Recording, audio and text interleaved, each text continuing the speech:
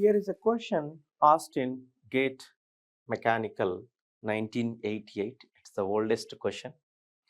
Now see here, the question here it is, the standard specification of a grinding wheel is, this is very important concept. The standard specification of a grinding wheel is A46 M6 V21. It means a wheel of. Listen, the first letter represent, this letter represent the type of grinding wheels, the type of grinding wheel material. And this 46 represents the grain size. The 46 represents the grain size. M is grade and 6 is a structure, and V represent vitrified bond. It represents a bond, and this is a secret code of a manufacturer. Okay, na? Secret code of a manufacturer. Remember, A represent, here there are symbols, there are so many are there. Here A represent aluminum oxide grinding wheel material. The grinding wheel material, if you use aluminum oxide, then we should represent here A. And the 46 is the grain size or mesh size. Okay, na? So what they are asking, it means a wheel of. 4 options are given. One is aluminum oxide of mesh size 6. Here aluminum oxide is right, but mesh size 6 is not right. Mesh size 6 is not right. Okay, na? Right. Next, it represents the structure. Okay, na? Boron carbide of mesh size 46. It is not correct. This is not correct. It's not a boron carbide. In case if you keep here B, then it is okay. Aluminum oxide of mesh size 46, right? This is correct. Silicon carbide of mesh size 46. It is not correct. So this is the correct answer for this question. It's a very simple question. This is the correct answer for this question. Okay. In twist drills, dash, in the bracket it is given small or large point angle and small or large helix angle are provided for drilling soft and low strength steel. Soft and low strength steel material. If you want to drill a soft and low strength material, what type of point angle is required and helix angle is required? This type of questions at present situation, at present condition, they are not asking. This is a fill in the blank dash type questions. In olden days, the paper is a different pattern actually. In olden days, the paper is a different pattern. Some questions are conventional type questions, some questions are like this question. But at these days, they are not asking this type of questions, dash type questions. But anyhow, I'll discuss that. Generally the point angle for a twist drill, okay, that is 118 degrees. Point angle is 118 degrees, that is standard. The point angle is 118 degrees, that is standard. But that is also going to change based on the strength and hardness or softness of the material.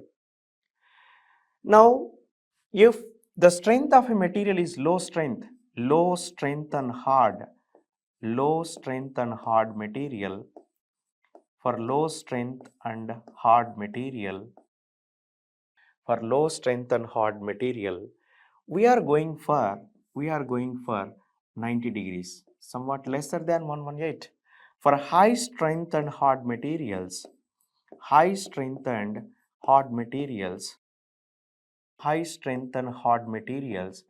we are going up to 135 degrees.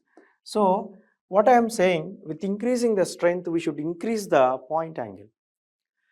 Okay, so the strength is directly proportional to point angle. Strength and hardness directly proportional to the point angle. Right. So here for low strength and soft alloys, so the answer here it is small. And if we come to the second point, that is the helix angle. The helix angle is reverse here. Okay, the helix angle is reverse. That is reverse, like strength is inversely proportional to the helix angle. Strength is inversely proportional to the helix angle. okay, right?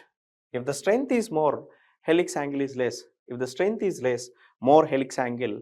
Like for low strength material, 20 to 30 helix angle we should use. For high strength material, only 10 helix angle we can use. So that large helix angles required in the case of drilling of low strength steel. So small point angle, large helix angle is the answer. There is another question, that is the cutting speed in grinding wheel set to a high value. Listen carefully. In the grinding operation, the cutting speed of a grinding wheel is high. What is the reason? Now listen, if you observe carefully in the grinding operation, if you compare with the other machining operations, the size of chip released from the workpiece is very, very small. Okay, the size of chip is very small. Size of chip is very small, right? The material removal, now because of small size of chip, if you want to remove the material with a large quantity, more time it takes. So more material removal, if you want to remove more material, okay, more material remove, if you want, more time it require. Time required in the operation is also high. So to reduce this time, to perform this operation efficiently, efficiently, we should increase the cutting speed. By increasing the cutting speed, okay, time required to remove the material is going to be reduced, so that we should increase the cutting speed. So why are you keeping this cutting speed of a grinding wheel is high? Because to increase the more material removal rate to reduce the cutting time. So here if you see the options, reduce the cutting time, correct, increase the bond strength is not correct, improve cooling of job and wheel not correct, reduce the wheel wear not correct. So this is the correct answer for this question. That is the correct answer for this question. Okay, now reducing the cutting time. Next is the gear hobbing produces more accurate gears than milling, because in hobbing, listen carefully, in case of hobbing there is a continuous indexing operation. So because of this continuous indexing operation, the errors are going to be minimized. So because of that, we are going for okay, gear hobbing instead of milling operation. So this is the correct answer for this question. This is the correct answer for this question. Right. Now here is the question. The teeth of internal spur gears can be accurately cut in. Remember, the teeth of internal spur gears can be cut by shaping operation, gear shaping machine. We are using gear shaping machine, or otherwise we can also use gear broaching machine. We can use both gear shaping and gear broaching, but here the options gear shaping is given. So this is the correct answer for this question. This is the correct answer for this question. But if we talk about gear shaping and gear broaching, the gear shaping is more accurate compared to the gear broaching. Okay, gear shaping is more accurate compared to the gear broaching. So internal spur gears can be accurately produced by gear shaping machine. Listen, the minimum dimensional and form accuracy can be obtained. Okay, the minimum dimensional and form accuracy can be obtained in the cylinder bores of automobile engines if the bores are finished by. So if you want to make a cylinder bore which is used in automobile, the accuracy is very, very important. Okay, minimum errors it should be present, right? So which operation is best suitable? Actually, if you want to increase the smooth surface finish, if you want to reduce the surface roughness, the best operation is honing and lapping. Honing and lapping. But here honing operation is especially used for internal surfaces, and lapping operation is especially used for external surfaces, right? So here cylindrical bore they are asking. So listen carefully, honing and lapping both are used, okay? Honing and lapping both are used for boring operations or making cutting operations, right? Cylindrical making operations, but honing operation is used for internal surfaces,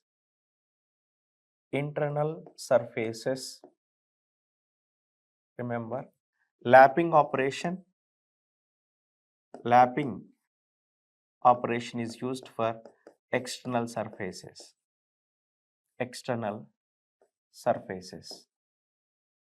like we can say the best example, shaft.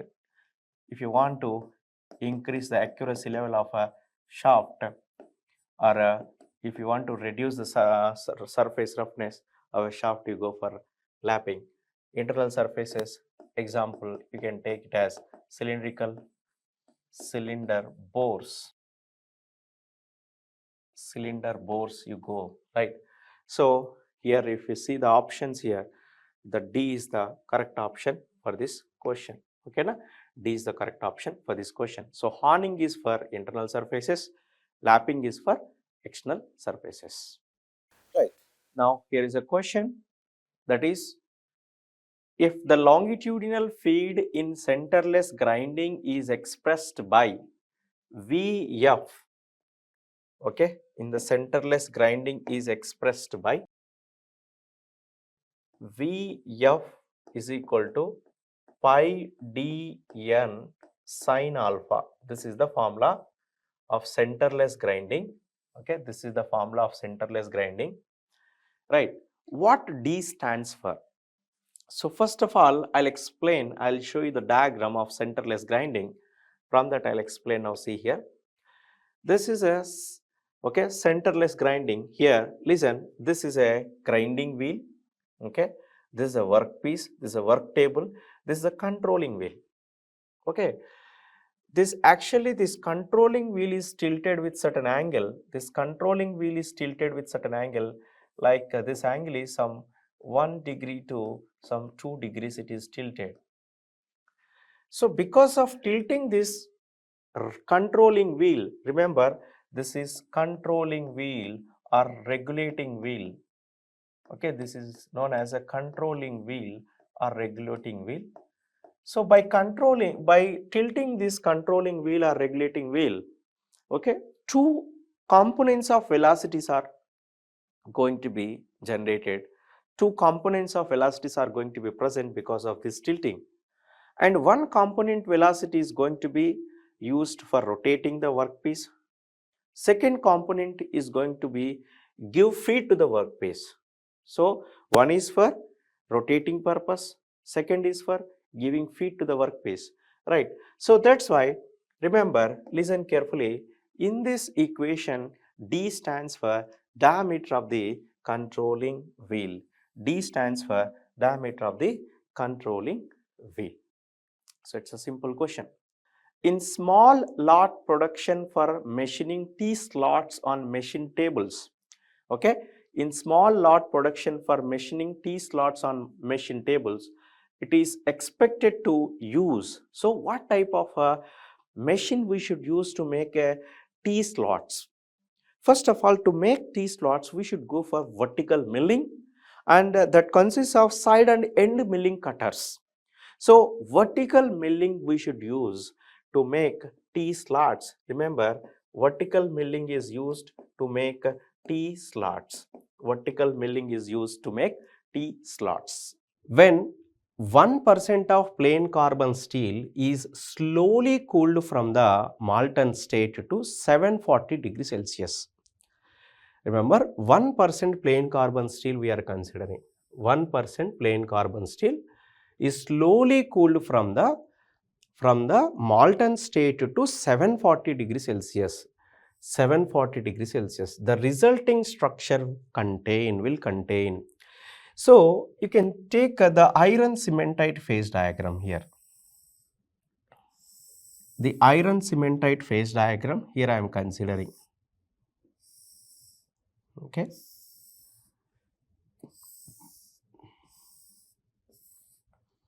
Now, this is the diagram. In this iron cementite phase diagram,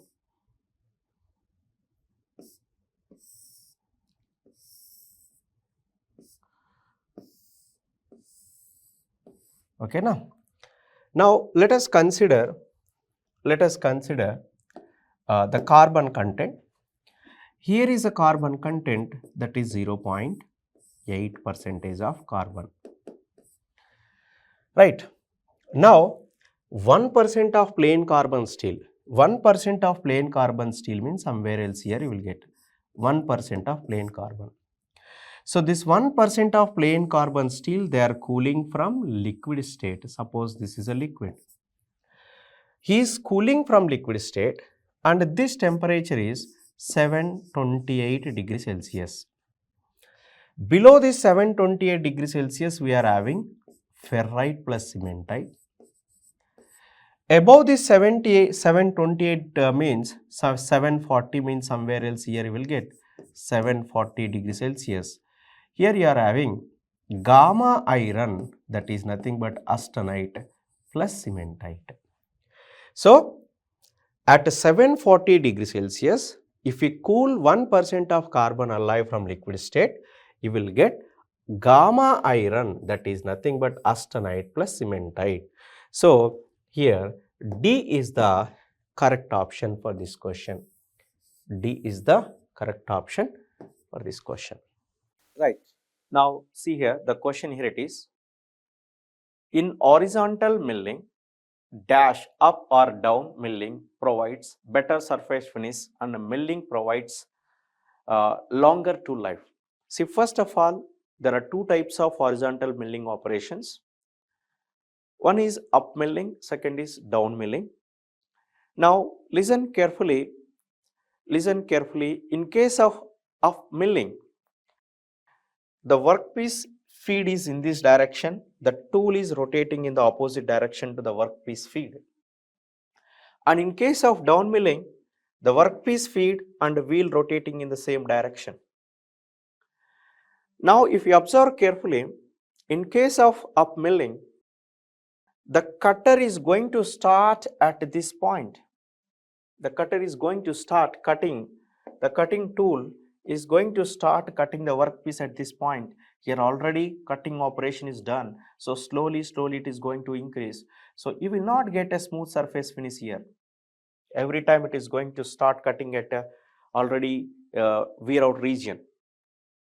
But here the cutter is going to start cutting in this region. Right, and slowly it is decreasing the chip size, decreasing and it is removing. So here we will get more surface finish and longer tool life compared to up milling. So down milling, in case of down milling, okay, in case of down milling, surface finish is good, longer tool life compared to up milling. Okay, na? So remember, longer tool life and good surface finish if you want, go for down, right? Go for down milling.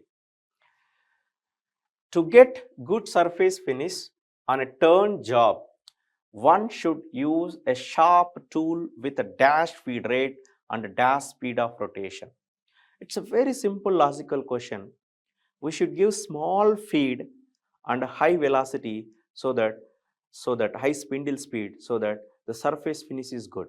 In case if you give more feed rate, you will not get a smooth surface finish, you will get more rough surface finish, right that. So the feed must be low, and spindle speed must be high. Spindle speed must be high. Among the conventional machining processes, maximum specific energy consumed in, it's a very simple logical question. Okay. So what are the conventional machining operations given? Turning, drilling, planing, grinding, right? So these 4 operations are given. Now if you observe carefully, out of these 4, grinding is a different operation. On a grinding wheel, there are so many abrasive particles, right? There are so many abrasive particles. If you observe carefully in the grinding wheel, if you take one abrasive particle, only 1/3 of the abrasive particle is going to participate in cutting action. Remaining 2/3 of the abrasive particle is just rubbing the workpiece. And due to that, lot of friction is generated, so that the grinding will require more force compared to the grinding operation require more energy compared to other operations. So that D is the correct answer for this question. D is the correct answer for this question. Plain milling of mild steel plates produces. See, mild steel material is a good ductile material, right? So this ductile material will generate continuous chip. Okay, na? So here if you see the options, irregular shaped discontinuous chips, it is absolutely wrong. Regular shapes discontinuous chips, it is also not correct. Continuous chips without build up edge, this is the correct answer for this question. Joined chips not correct, so this is the correct option for this question. Right. Here is another question, that is, the diamond wheels should not be used for grinding steel components. Here should notice one important thing, that is steel components. The steels, if you compare with a diamond, very low hard materials, low strength materials, high ductile materials. Diamond is high brittle, right? So we should not prefer a diamond tool for cutting of steel material, because there is a more diffusion wear takes place. Unexpected wear takes place. That's why we should not prefer that one. So this is correct. The rake angle in drill. The rake angle in drill. Here, listen carefully. In a drilling tool or a drill bit, if you consider, the helix angle is directly proportional to the rake angle. The helix angle increases from center towards the periphery, because if you increase the helix angle, the chip evacuation is easy. Removal of chip after cutting is easy if you increase the helix angle from center to outside. And here the rake angle they are asking, rake angle is directly proportional to the helix angle, so that we should prefer the rake angle is low at the center, and at a periphery it is maximum. So increases from center to periphery. The rake angle in drill, increases from center to periphery, so that chip removal is easy. Chip removal is easy. The helix angle in fast helix drill is normally. The helix angle in fast helix drills normally provided 60 degrees. The fast helix drill is nothing but it is they were in this drill bit we are using high helix angle. Remember, the high helix angle we should prefer. High helix angles are preferable because of these reasons. Now see here, what are those reasons? The radial forces are very low. Okay, the radial forces are very low. Radial forces are low. Radial forces are low. Second is, okay, chip removal is easy. Chip removal is easy. Chip removal is easy. Okay, smooth cutting action. Smooth cutting action, or otherwise we can say low vibrations. Smooth cutting or low vibrations. Smooth cutting or low vibrations. smooth cutting or low vibrations, and also you will get a good surface finish, and also you will get good surface finish, right? So these are the important points related to high helix angle. Now clearly understand. So 60 is the answer. Abrasive material used in grinding wheel selected for grinding of ferrous alloys. We also discussed this one. We are not using diamond grinding wheel to cut a steel component. Right, I said more diffusive wear takes place. Here also same way. Okay, the ferrous alloys are nothing but steels. They are low strength and hard. They are low strength and hard compared to other ceramic materials, low strength and hard materials. So we should not go for silicon carbide, diamond, boron carbide. They are very, very high hard. See, the steel material Brinell hardness number is only 60 or 70 Brinell hardness number. But in case of silicon carbide, remember 2400, approximately 2400 Vickers hardness number. This is 8000. Imagine such a high hard materials we should not use for low hard materials, cutting or grinding of low hard materials. So the best preferable abrasive material for steel is alumina, Al2O3, because it is a soft and a good toughness material.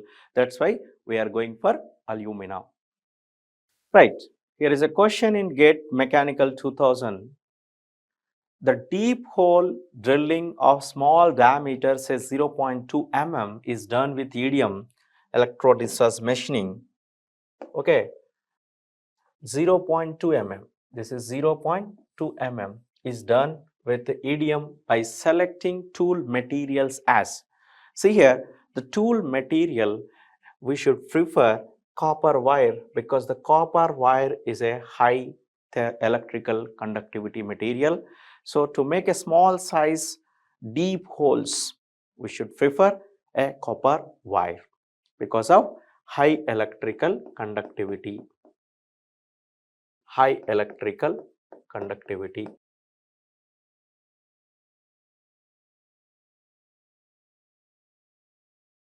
Because of high electrical conductivity. I am going to discuss previous year GATE questions of 2 mark, especially from this machining operation.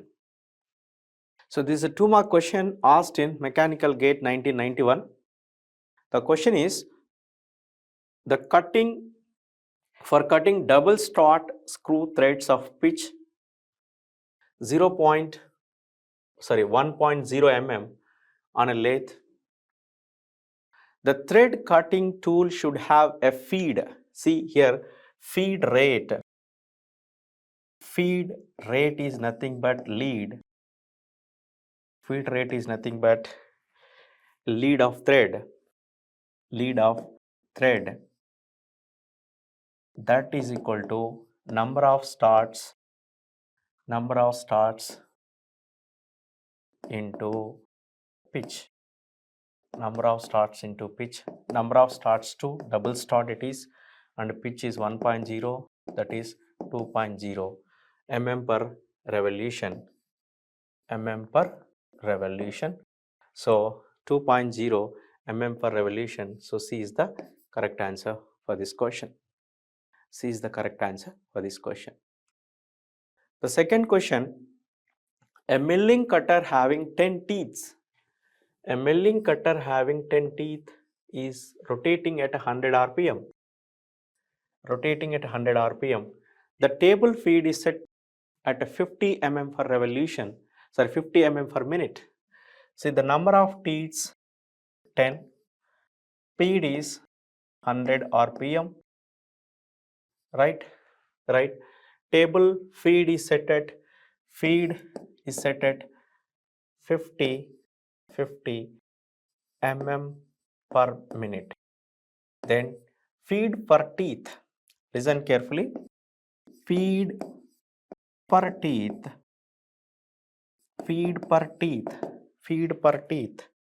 Okay. F F1 we can say that is total Fm, feed per revolution, by number of teeth into speed, that is 50 by number of teeth 10 into 100, right? 50 by 10, 1 by 20, that is 0.05 mm feed per teeth. Feed per teeth is 0.05 mm. So 0.05 mm is the answer. Feed per teeth is 0.05 mm is the answer. Next question, it's a match the following question. List 1, the product is given, and list 2, the manufacturing process is given. The porous bearing, flywheel, double end spanners, double end spanner, and a plastic bottle, right? The porous bearing, see, in the bearing component, if you want to generate porosity, we should go for powder metallurgy process. So powder metallurgy process we should go. And the flywheels, okay, centrifugal die casting we are using to make a flywheel, and double end spanners we are using closed die forging, and plastic bottles we are going for blow molding. Plastic bottles we are going for blow molding. A match the following question. In this question, in list 1 components given, and in list 2 process is given. See, in list 1 the component is a square hole in a high strength alloy. Generally, for high strength alloy materials, if you want to make a hole, the best non-traditional machining method is EDM. EDM, electric discharge machining method. Square hole in a ceramic components. See, for a ceramic material, generally ceramic materials are brittle materials. So for these ceramic materials, the best method is ultrasonic method. Ultrasonic method. Then blind holes in a die. For a blind holes in a die, okay, drilling method is the best method. Blind holes in a die, drilling method is the best method. And turbine blade profile on a high strength alloy. See, turbine blade profile, see, that is a very important component. Safety criteria must be very high, so that accuracy level must be very high, so that ECM, electrochemical machining methods we are using. Okay, na? So for this, A is EDM, that is A5, then B is USM, B6, C is drilling 2, and D is ECM. Remember. Now here is a question, that is a milling cutter having 8 teeth, okay, the number of teeth 8, is rotating at 150 rpm, is rotating at 150 rpm. If the feed per teeth is 0.1, feed per teeth is 0.1 mm per teeth, and the speed in mm per minute. See, listen, the number of teeth, sorry, the speed of teeth is 150 rpm, the number of teeth 8, and feed per teeth is 0.1, and speed per mm per revolution per mm per minute, we can say, that is feed per teeth, number of teeth, and speed of the speed of the rotating cutter. If I consider now 0.1, 8 into 150, so that is 120. Directly we will get 120 mm per. So A is the correct answer. It's a very simple question. The next question, a grinding wheel A27K7V is specified for finish grinding of high speed steel. What do you understand about the wheel from the above code? Is it is an appropriate choice? Now listen, finish grinding of high speed steel. The high speed steel is a soft material. It's not very high hot like a ceramic. So we should go for alumina, that is correct. Alumina, Al2O3 for steel material is correct. Okay, na? Next is, if I consider the second one, that is the grain size is 27 here given, right? The grain size is 27 given, so 27 given, 27 micrometer. It's not fine grain structure, it's a coarse grain structure. The grain size is large. If you want to make a finish, a fine structure with a very low surface roughness, a smooth surface, if you want to get, you should go for very fine grain structure of the wheel abrasive particle, right? So it is not suitable because the grain size is large, grain size is not correctly matched. So no, the grain size is not correctly matched. The grain size must be low, grain size must be fine. We should not go for 27, we should go for 10, 12, like that. We should not go for large grain structure. Machine tool structures are made dash for high process capability. See, remember, machine tool structures must withstand the vibrations, must withstand the forces, so that machine tool structures must be strong and rigid. So there must be rigid materials, there must be bulk and rigid materials we should prefer. Okay, na? Here is a question that is a match the following question: manufacturing process and condition. See, first of all, finish turning. See, in turning operation, finishing is the final step. See, in this final finishing operation, the nose radius play a key role. Suppose if the nose radius is too sharp, then it is going to cut the main workpiece materials. Because of that, surface finish is going to be disturbed. So that finishing operation, I am considering the nose radius.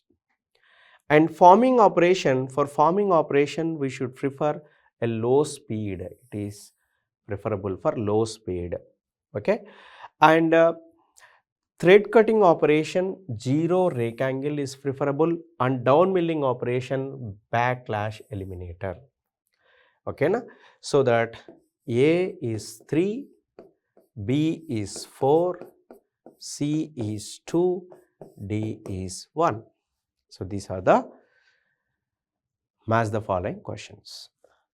Cut.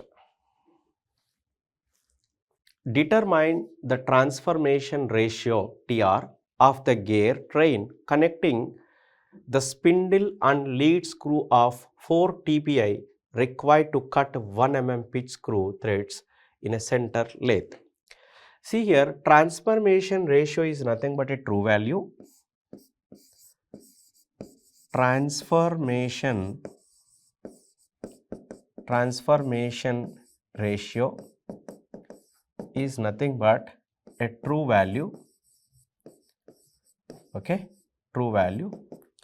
So what is this true value? Pitch of a job thread by pitch of a lead screw.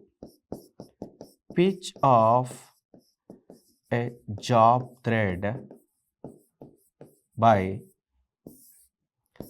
pitch of lead screw. So here pitch of a job thread is 1 mm by 1 by 4. You can take 4, 1 into 4, but here it is in inches, so that I am converting that inches into mm. 127 by 5, that is 20 by 127. So this 127 by 5 I am using to convert inches into mm.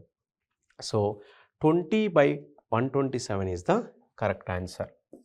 20 by 127 is the correct answer for this question. Now here is a question. The question is asked in 2020 mechanical: the abrasive material used in grinding wheel selected for grinding of ferrous alloys. We discussed many number of times, ferrous alloys are nothing but steels. They are not very high hard, they are soft like materials, so that we should not go for very high hard abrasive materials. We should go for aluminum oxide. We are not going for silicon carbide, diamond carbide and boron carbide. Okay, we are going for just aluminum carbide, especially for steel materials, grinding of steel material, the abrasive material is aluminum oxide. So C is the correct answer. So one more questions from the metal forming here I am going to discuss. The question here it is, for wire drawing operation, the work material should essentially be. In wire drawing operation, what we are doing, in wire drawing operation, we are reducing the cross-sectional area of the wire and we are increasing the length of the wire, right? So the material, if it is having high ductility, ductility is nothing but a plastic deformation, okay? Those materials are, for those materials we can reduce cross-sectional area easily and increasing the length easily, right? So if you talk about toughness, it is not correct, hard, it is not correct, malleable, it is not correct. So the most appropriate or correct answer for this question, the correct answer for this question is ductile. Okay, ductile is the correct one.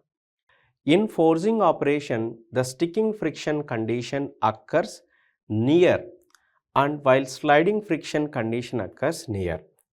See, suppose let us consider a cylindrical body in the forging operation.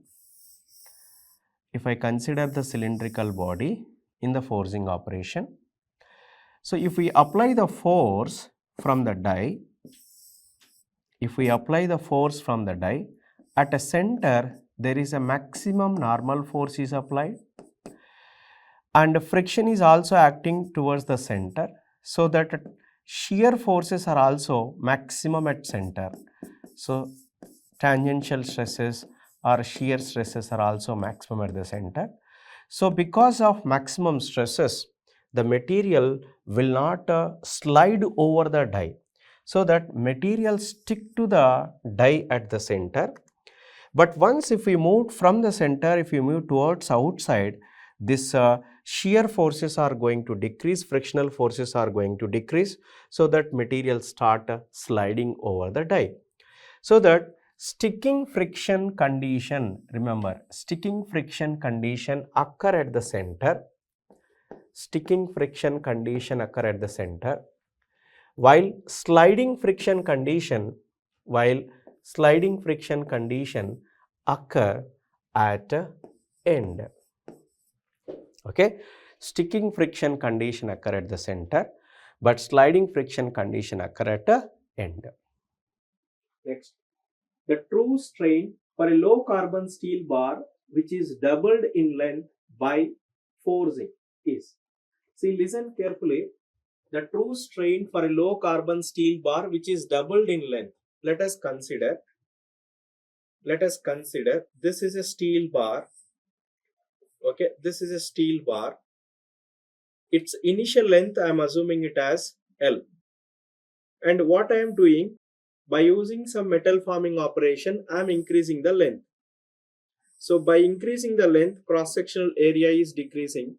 So that length we are increasing by doubling of that initial length to L. This is the initial length and this is the final length. And if you want to calculate true strain, we know that true strain is equal to Ln final length by initial length, right? So true strain is equal to Ln final length is 2L, initial length is L, so that is Ln2, that is 0.639 is the correct answer. Sorry, 693 is the correct answer for this question.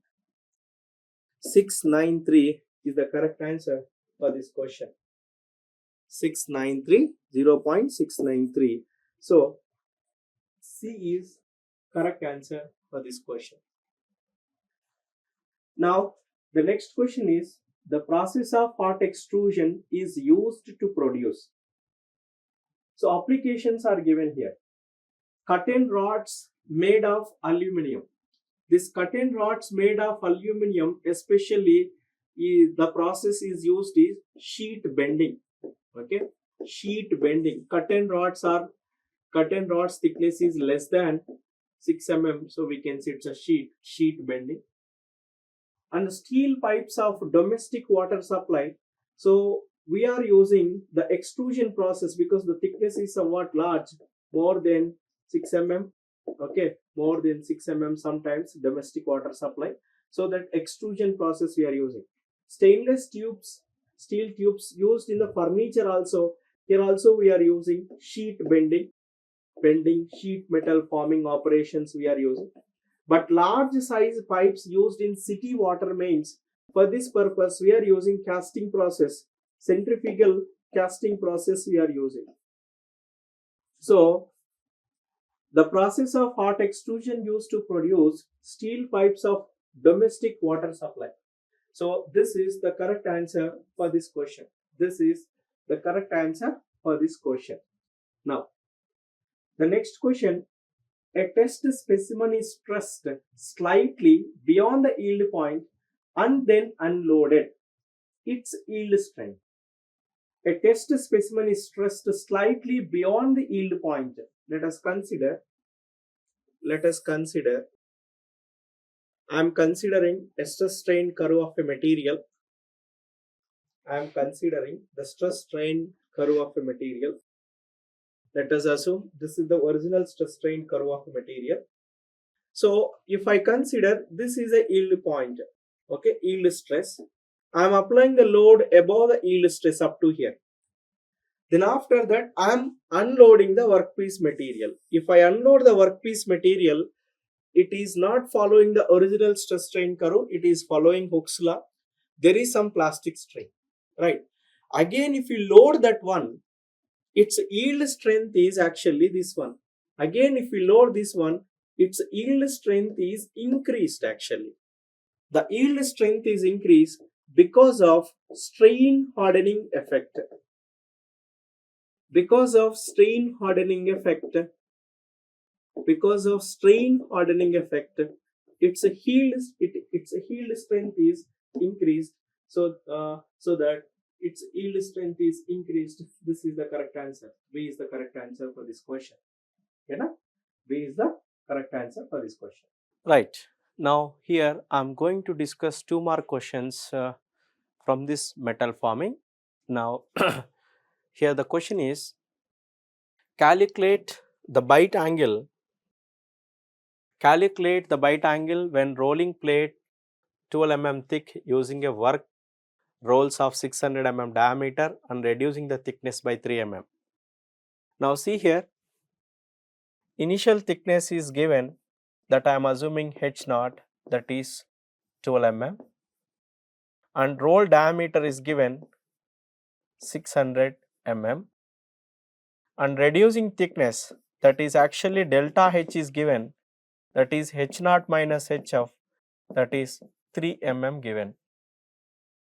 And from this they are asking the bite angle. Listen, the bite angle alpha is equal to tan inverse, okay, root of delta H by R. Direct formula, alpha is equal to tan inverse root of delta H by R. So from this, tan inverse delta H is 3 mm, radius is 300. So from this we will get the answer. So the answer for this question, here it is 5.72 degrees or 5.72 degrees or 0.1 radians. 5.72 degrees or 0.1 radian. This is a very simple basic standard question. Okay, na? Now understand clearly, direct formula based question. Next question, this is complex somewhat. Listen, this is complex somewhat. I will create pages. Okay, let us consider the pages I will create. Okay, now see here, a wire of 0.1 mm diameter is drawn from a rod of 15 mm diameter. Dice gives reductions of 20%, 40% and 80% are available. For minimum error in the final size, the number of stages and reductions at each stage respectively would be. 4 options are given. Option A, 3 stages and 80% reduction for all 3 stages. Option B, 4 stages and 80% reduction for first 3 stages and followed by finishing stage of 20% reduction. Option C, 5 stages and reduction of 80%, 80%, 40%, 40% and 20% in sequence. Right. A wire of 0.1 mm diameter is drawn from a rod of 15 mm. So, listen carefully. Final diameter is 0.1 mm. Initial diameter is 15 mm. Okay, final diameter is 0.1 mm. Initial diameter is 15 mm. Dice gives reductions of diameter. It's not a cross sectional area in the question. Okay, na? First one we'll see.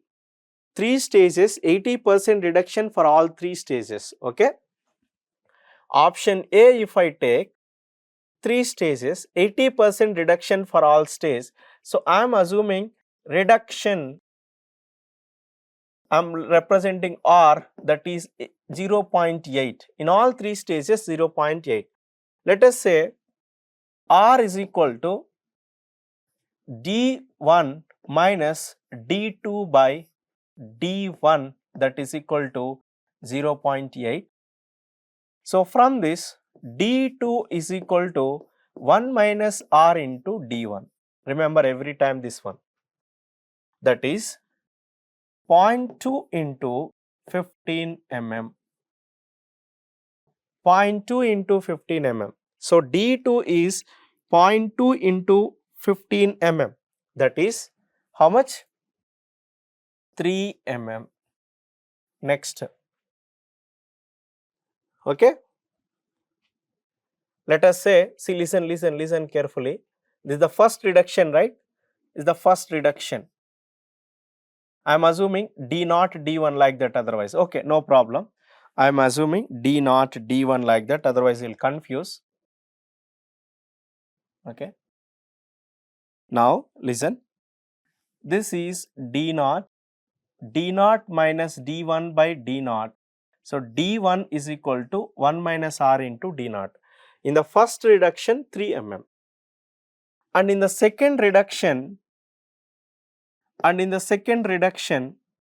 D2 is equal to 1 minus R into D1, that is 0.2 into 3 mm. So that is 0.6 mm D2. And in the third reduction, D3 is equal to 1 minus R into D2, that is 0.2 into 0.6, that is actually 0.12 mm. So in the first option, if you take the first option, 0.12 is the final diameter by considering 3 stages and each stage 80% reduction. Then percentage error if I take, we got this one 0.12 minus 0.1 by 0.1. Required one is 0.1. So 20% reduction. Right? How much? How much percentage reduction? 0.02, 2% reduction. Sorry, 2% error we can say. This is 2% error but not 20% error. So in the first option, we got error 2%. Okay, na? Next question.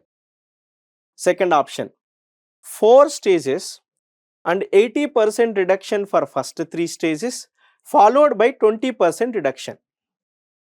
Option B I am selecting. Okay.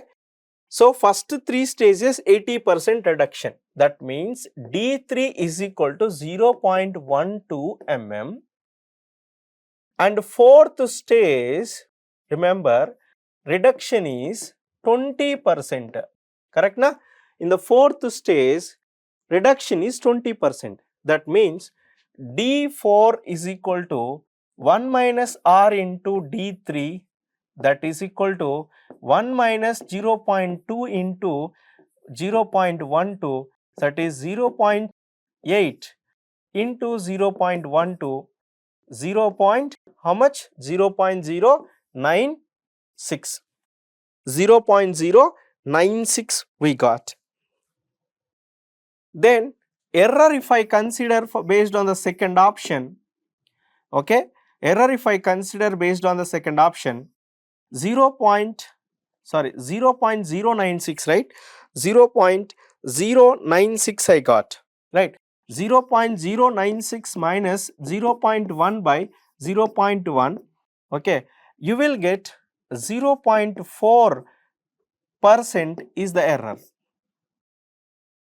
0.4% is the error, right? 0.4% is error. Now, third option if I take 5 stages and reductions of 80%, 80%, 40%, 40% and 20%, right?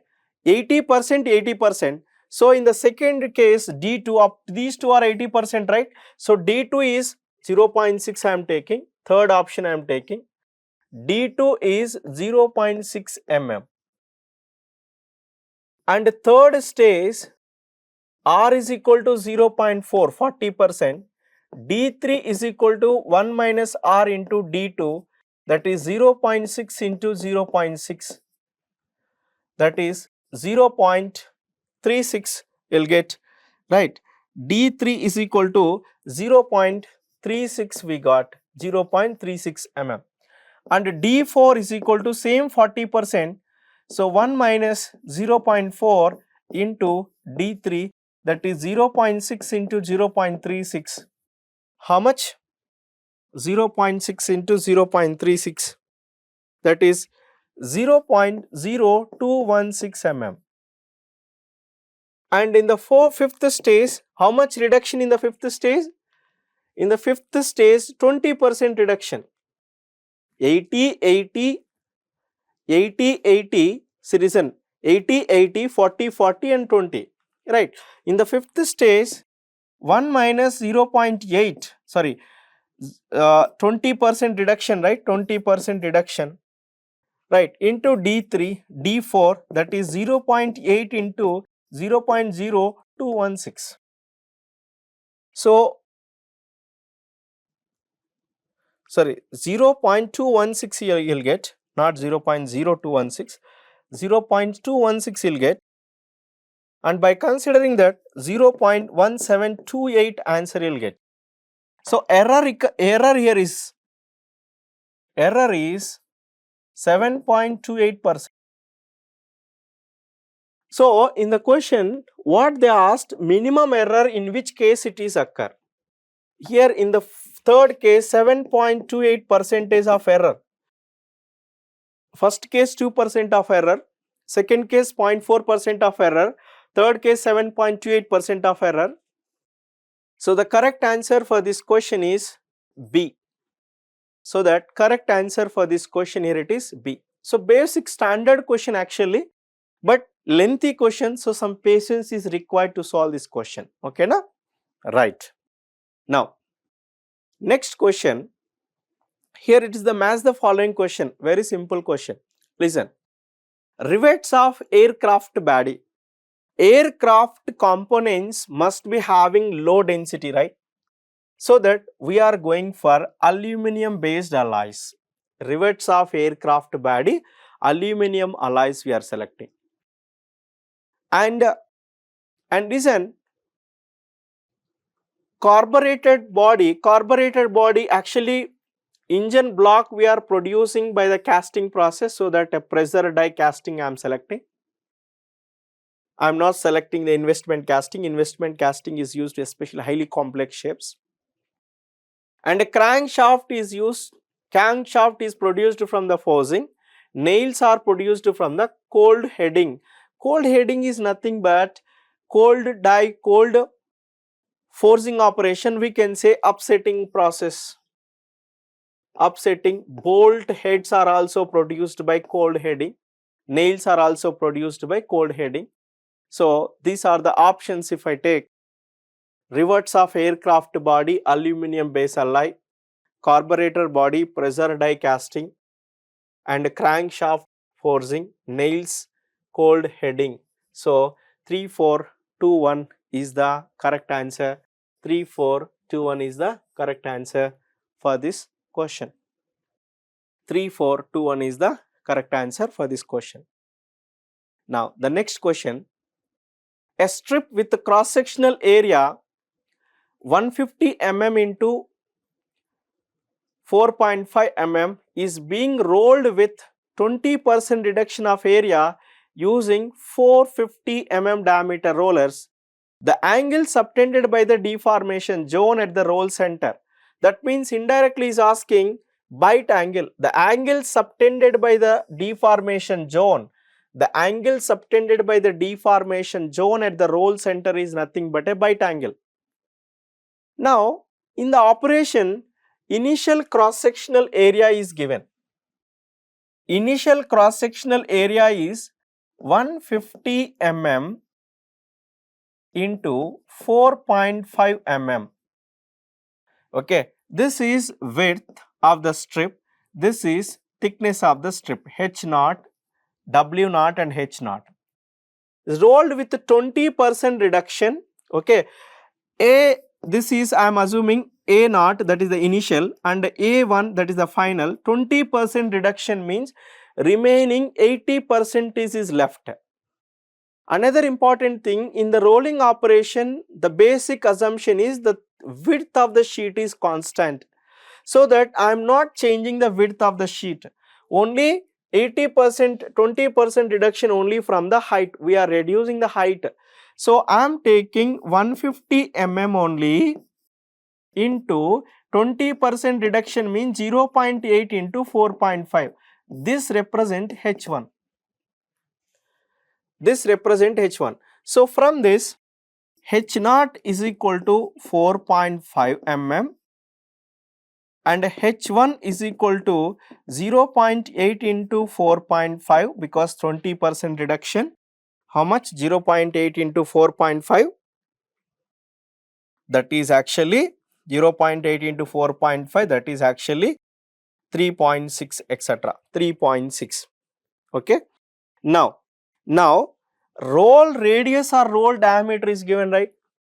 Diameter of the roll is given, that is 450 mm.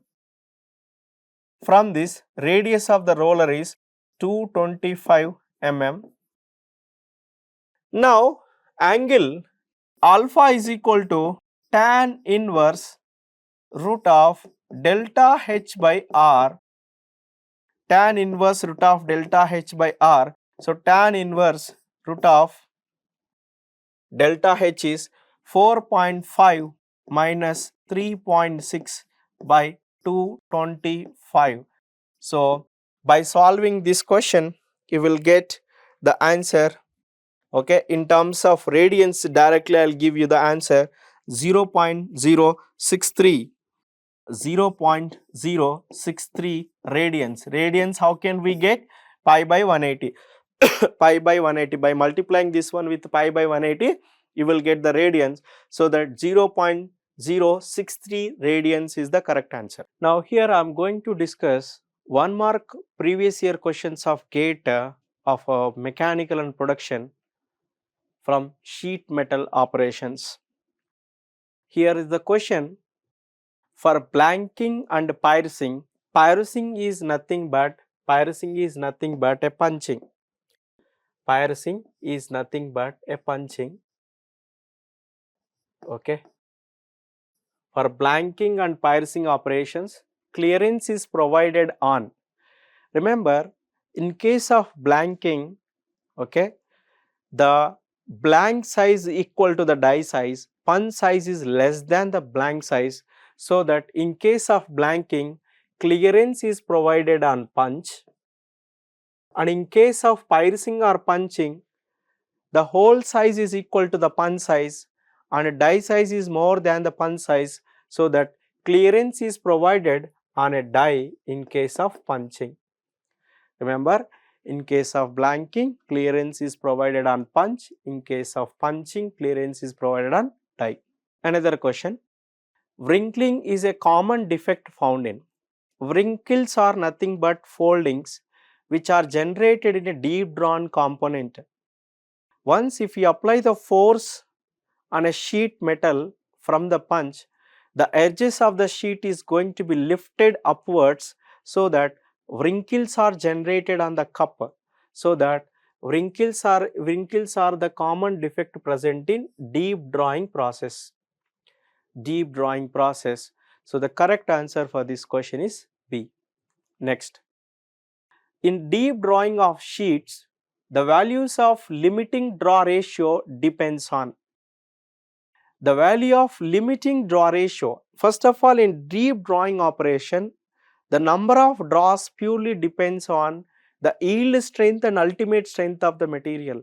The material should not cross beyond this, so that the answer for this question is B. Okay. So the number of draws depends on the strength of the material, yield strength of the material. The value of limiting draw ratio depends on yield strength of the sheet. Right. Now here I am going to discuss about 2-mark questions of the sheet metal operations. Here the question is, the thickness of the blank needed to produce by power spinning a missile cone of thickness 1.5 mm and half cone angle is 30 degrees. See, here it is like this. Here it is like this. Okay. This is a cone angle, that is a full cone angle, we can say 2 alpha. This is half cone angle. Okay. Now here cos 2 alpha is equal to cone thickness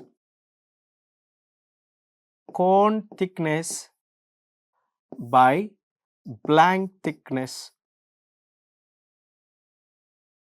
Cos 2 alpha is equal to cone thickness by blank thickness. In this case, cone thickness is given 1.5. We don't know blank thickness, we should calculate blank thickness. So blank thickness is equal to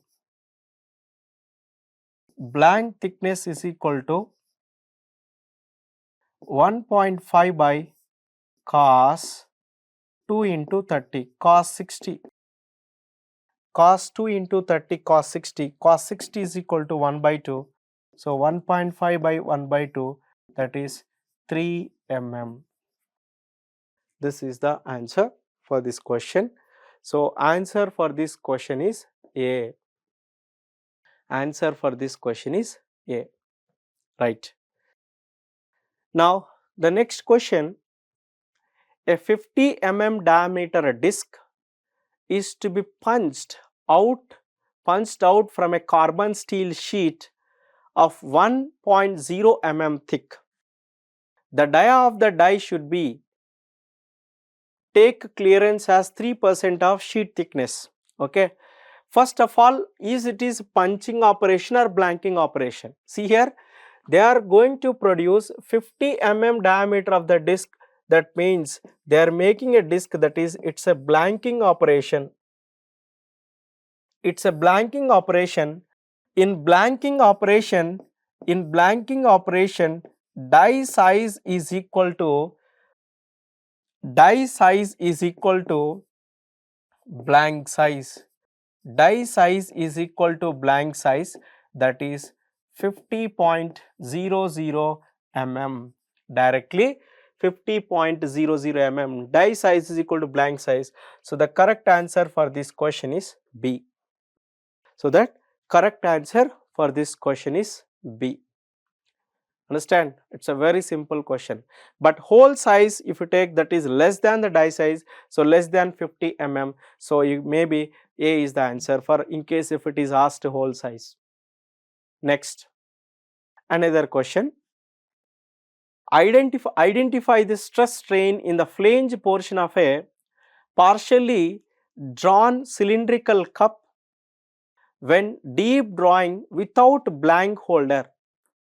Listen carefully, in the deep drawing operation without blank holding force, in a deep drawing operation without blank holding force, foldings are generated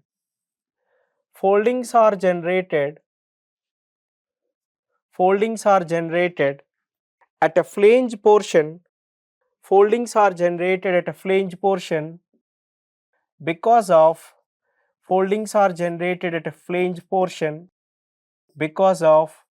compression and tension, okay, compression and tension. So at outer side of the folder is in tension and inside it is a compression. So if you observe these options, the tensile in two directions and compression in third direction, so D is the correct answer for this question. Okay, tensile in two directions and compressive in third direction, so D is the correct answer for this question.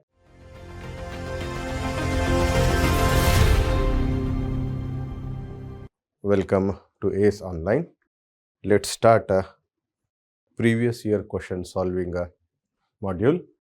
In this, we will start metrology questions. So if you notice this question, which is you will find every question here also, the gate mechanical 87 question for 1 mark.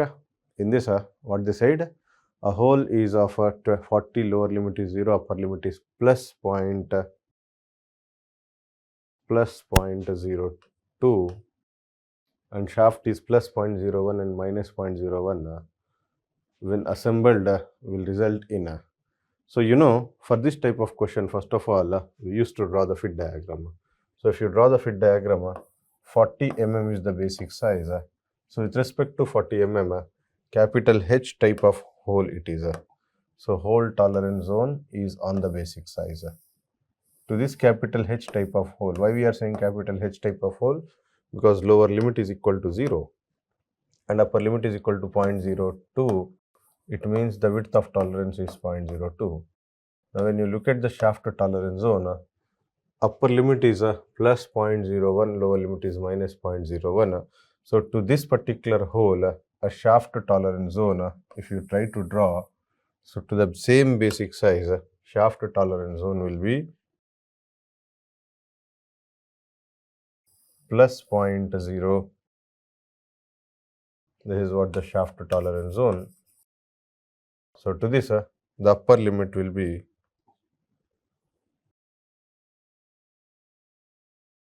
plus 0.01, lower limit is minus 0.01. Actually, it's a equally bilateral tolerance. So just by noticing fit diagram itself, we can say it's always a tolerance zone overlapment. So it comes under the transition fit category. Therefore, the answer for this particular question is option C. That's a transition fit. So very simple, where just you need to notice the overlapment of the tolerance. If the hole is larger than the shaft size, then it's a clearance. So how to identify means lower limit of the hole should be larger than upper limit of the shaft. It's a clearance. Whereas upper limit of the hole is smaller than lower limit of the shaft, then it's an interference. Whereas in case of transition fit, both hole and shaft tolerance zones overlaps.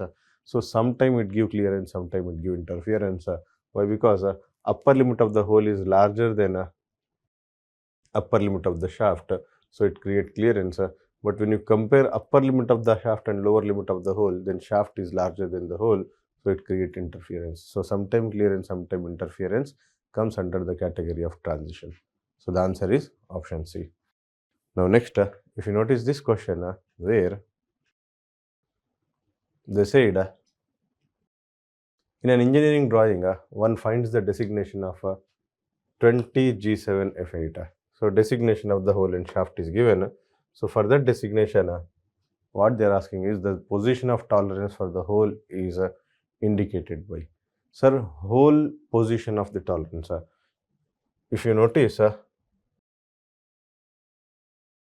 to to the given hole and shaft with respect to the basic size, always we used to draw a tolerance zones with the capital letters for the hole. We start with a capital A, B, C, and so on. We come up to the capital H. So all these are hole tolerance zone. After that, we have even capital J suffix S, then capital J, like that, and so on, capital Z. So all capital letters with a position, this particular distance, which is called as a fundamental deviation, that is denoted with a number, right? Epsilon A, epsilon B, like that. Whereas number will be always a width of tolerance, here epsilon Z. Whereas mirror image will be the shaft tolerance zones. It starts with a small a, small b, and so on, small h, then small j suffix s, then a small j, and so on up to small z. So remember, in case of hole and shaft designations, capital letters always used for the holes, small letters always used for the shaft.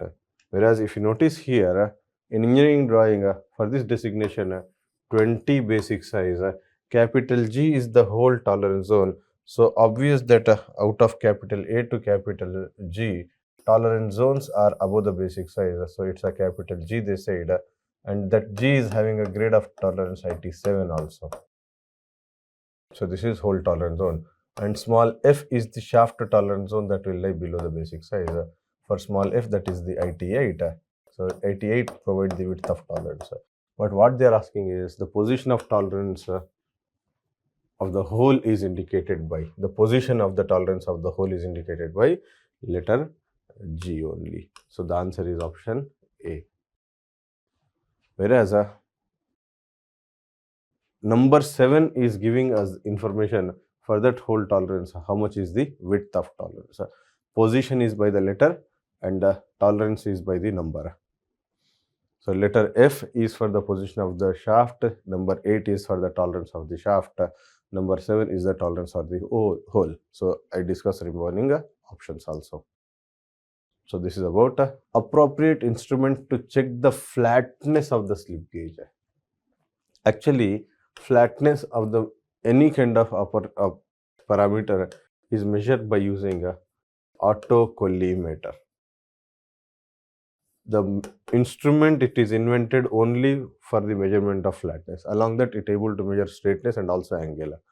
Whereas if you talk about the slip gauge, size of slip gauge is very small. For the autocollimator, it is difficult to find out the flatness. So what we do is over the particular slip gauge, we pass the light, especially monochromatic light, with the help of optical flat. So the experimental setup which is built to measure the level of flatness of the slip gauges is done along the autocollimator, even by the optical interferometer. Therefore, in the options, either autocollimator or interferometer, any one of these will be there. So accordingly, you should go for that. Dial indicator is not for the flatness, comparator is also not for the flatness. It is optical interferometer that we use for the flatness measurement. But along the interferometer, it's a autocollimator also. So that is used for the flatness measurement.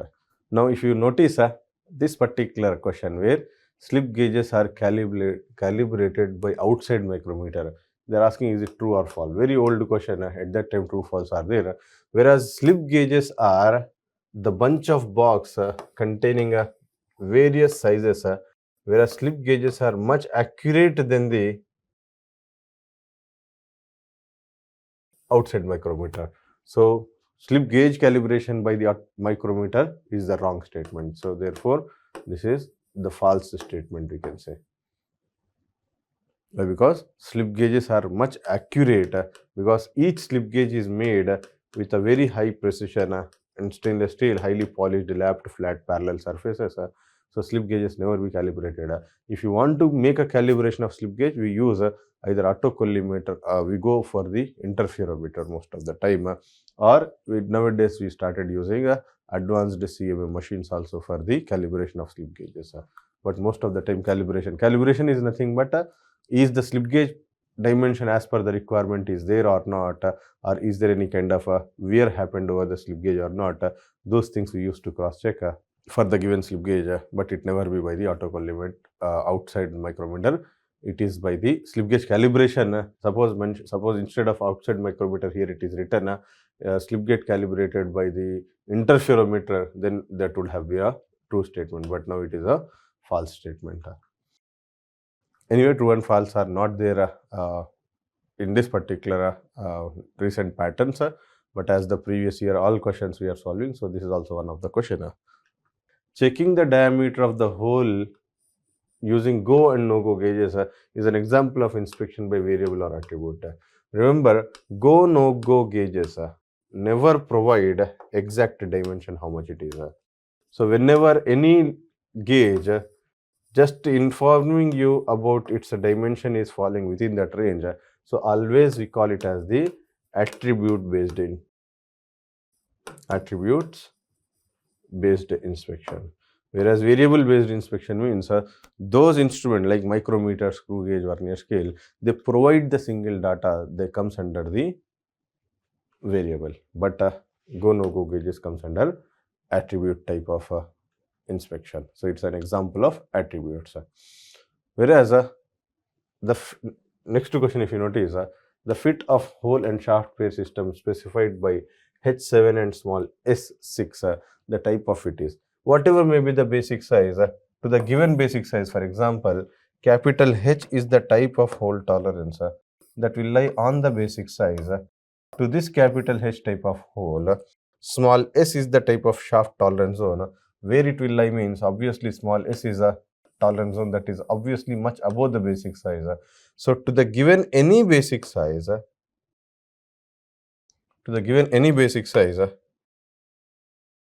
whatever may be the value, but hole is on the basic size, but shaft is much above than the basic size. So obviously shaft is much larger than the hole. Therefore, it comes under the category of the interference fit.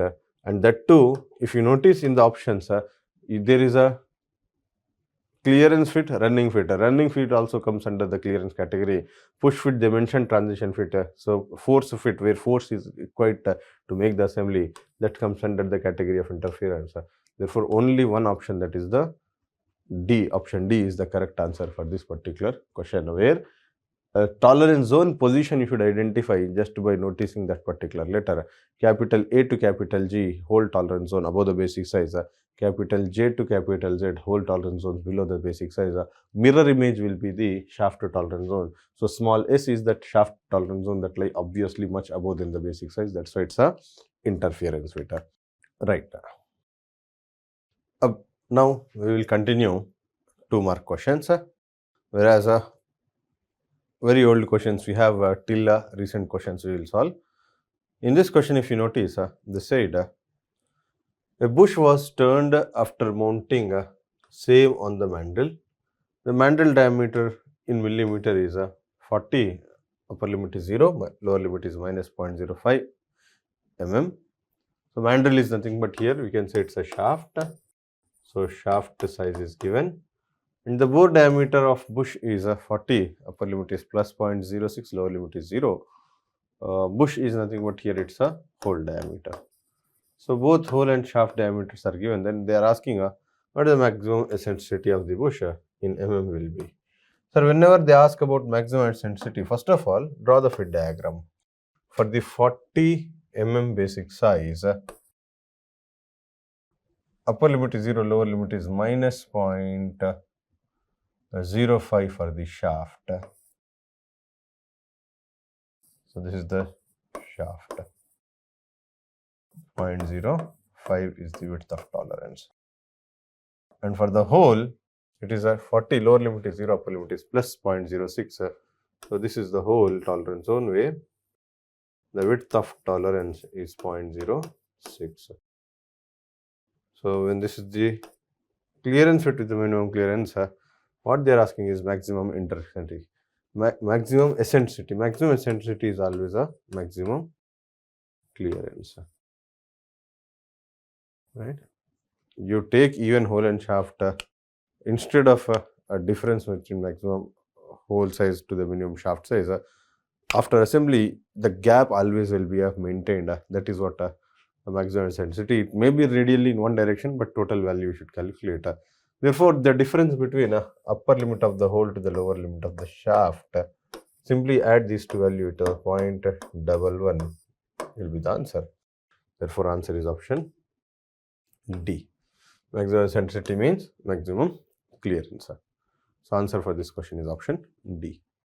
Next, two shafts A and B have their dimensions specified as 100 plus or minus 0.1 mm, 100 plus or minus 0.1 mm, and shaft B dimensions 0.1 plus or minus 0.0001 mm respectively. Which of the following statement is or true?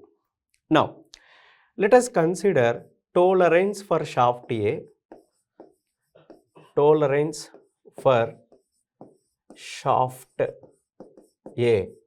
If I take 0.1 plus 0.1, that is 0.2. Tolerance for shaft B, tolerance dimensions you can say, shaft B, that is 0.000301 plus 0.0001, that is 0.0002, right? So, the tolerance for shaft B is higher compared to that shaft A, accuracy here. So, you can say tolerance in dimensions of B is greater than shaft A. So, first option is correct. At the same time, the fourth option is also correct. The relative error in the dimension is same for shaft A and B. Yes, the relative dimension of error, relative error in the dimension of shaft A and B are same. So, for this question, A and D are the correct option. A and D are correct option for this question. the given a shaft diameter is plus 0.05 as upper limit, lower limit is minus 0.15 mm, and the whole diameter is 20 plus 0.1 plus 0.2 as lower and upper limit. When assembled would yield. So, when you draw the fit diagram for the 20 mm basic size, both lower and upper limit of the hole is larger, whereas this is 0.1 and this is a 0.2, so that difference will be is equal to 0.1. Now, the shaft is having a plus 0.05 minus 0.015. It means a shaft tolerance zone will appear something like this. For the same basic size of 20, and the shaft tolerance zone will be plus 0.05 minus 0.01 minus 0.15, sir, not 0.015 minus 0.15. So, actually a width of tolerance for the shaft will be a 0.2. You need to add these two. But what they are asking is what type of fit it is they are asking. Under this condition, still whole lower limit is larger than shaft upper limit. Therefore, it leads to a clearance fit. Therefore, answer is the clearance fit. Why? Because hole is larger than the shaft. Even if you are trying to focusing on the lower limit of the hole, one of the smallest size of hole is still larger than one of the largest size of shaft. Therefore, it's a clearance. Even you can calculate minimum clearance, that is equal to 0.05 only, and the maximum clearance is this 0.2 plus 0.15. Together it's a 0.35 is the maximum clearance. And in this particular clearance rate, allowance is also a minimum clearance, that's a 0.05. Therefore, it's a clearance rate. Whereas this is very interesting and very big question, sir, where they are asking about, if you read the question, 3 blocks of B1, B2, B3 are to be inserted in a channel of width S, maintaining the minimum gap width T is equal to 0.125 mm as shown in figure. For a PQR, the given B1, B2, B3 mentioned, but P, Q, R values are given in the reverse, and S is also have a tolerance. What is that X value they are asking? Means whenever unknown dimension values are asked by mentioning tolerance for the remaining dimension, so we always consider for that plus or minus X, for that S value also given, that is nothing but 72.35 plus or minus some X value whatever they mentioned here. That X value is nothing but for us it's a tolerance sink. So by following the tolerance sink concept, now we are trying to calculate the upper limit of the S and lower limit of the S. Whereas to get the upper limit of the S, that particular channel maximum value, we need to maintain the minimum this particular constant gap, minimum gap of 0.125. Means for this T there is no tolerance provided. So not an issue. So that to get the upper limit of the S, if you notice, if this particular gap should be maximum, then this minimum means minimum gap whatever given T value plus R maximum, Q maximum, P maximum. All these maximums if you add, then you will get total maximum, because as given upper limits. So upper limit of the P plus upper limit of the Q plus upper limit of R, to that we need to add T plus P upper limit, Q upper limit and R upper limit. So if you notice, T is equal to 0.125 plus P upper limit is 18.75 plus 0.08, so it is 18.83. So it is 18.83 plus Q upper limit will be 25 plus 0.12, 25.12 plus R upper limit will be 28.125 plus 0.1, so 28.225, 28.225. So if you add all these values by adding upper limits, you will get it as 72.3 mm. Similarly, S lower limit we need to calculate by maintaining the same thickness T as the minimum gap, plus now lower limits of P, Q, R. Therefore, if you notice this 0.125 plus P lower limit is 18 minus 18.75 minus 0.08, so it will be 18.67, right? 18.67 plus 25 minus 0.12, 24.888, right? Plus 28 minus 28.125 minus 0.1, therefore it is a 28.025. So if you calculate this, all these lower limits with a minimum, this particular constant value, you will end up with a 71.7 mm. So here 72.3 mm, here 71.7 mm. For these two values, as they said, in the question, S of 72.35. So mean value, if you take it as a 72.35, then after that calculate, you will get it as a plus or minus point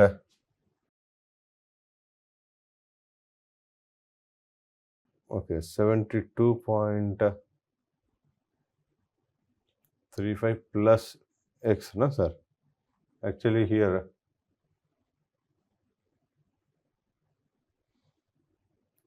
tolerance, when you are calculating, it will be a 0.6, right? So how you can take 72.35?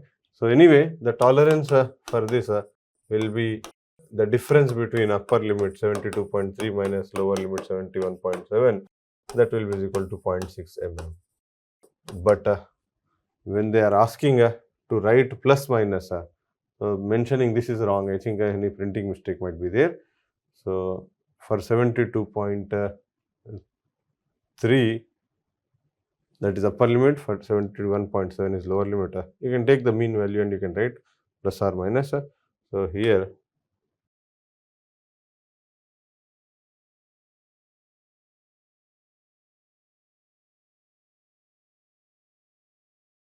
you will be having some different values. But anyway, the tolerance is equal to 0.6. So for this question, as the tolerance is a point. In NC machine programming, spindle speed of 730 RPM will be coded by the magic 3 rule as spindle speed 730. It means that SS730. SS730. Here you can see that SS730.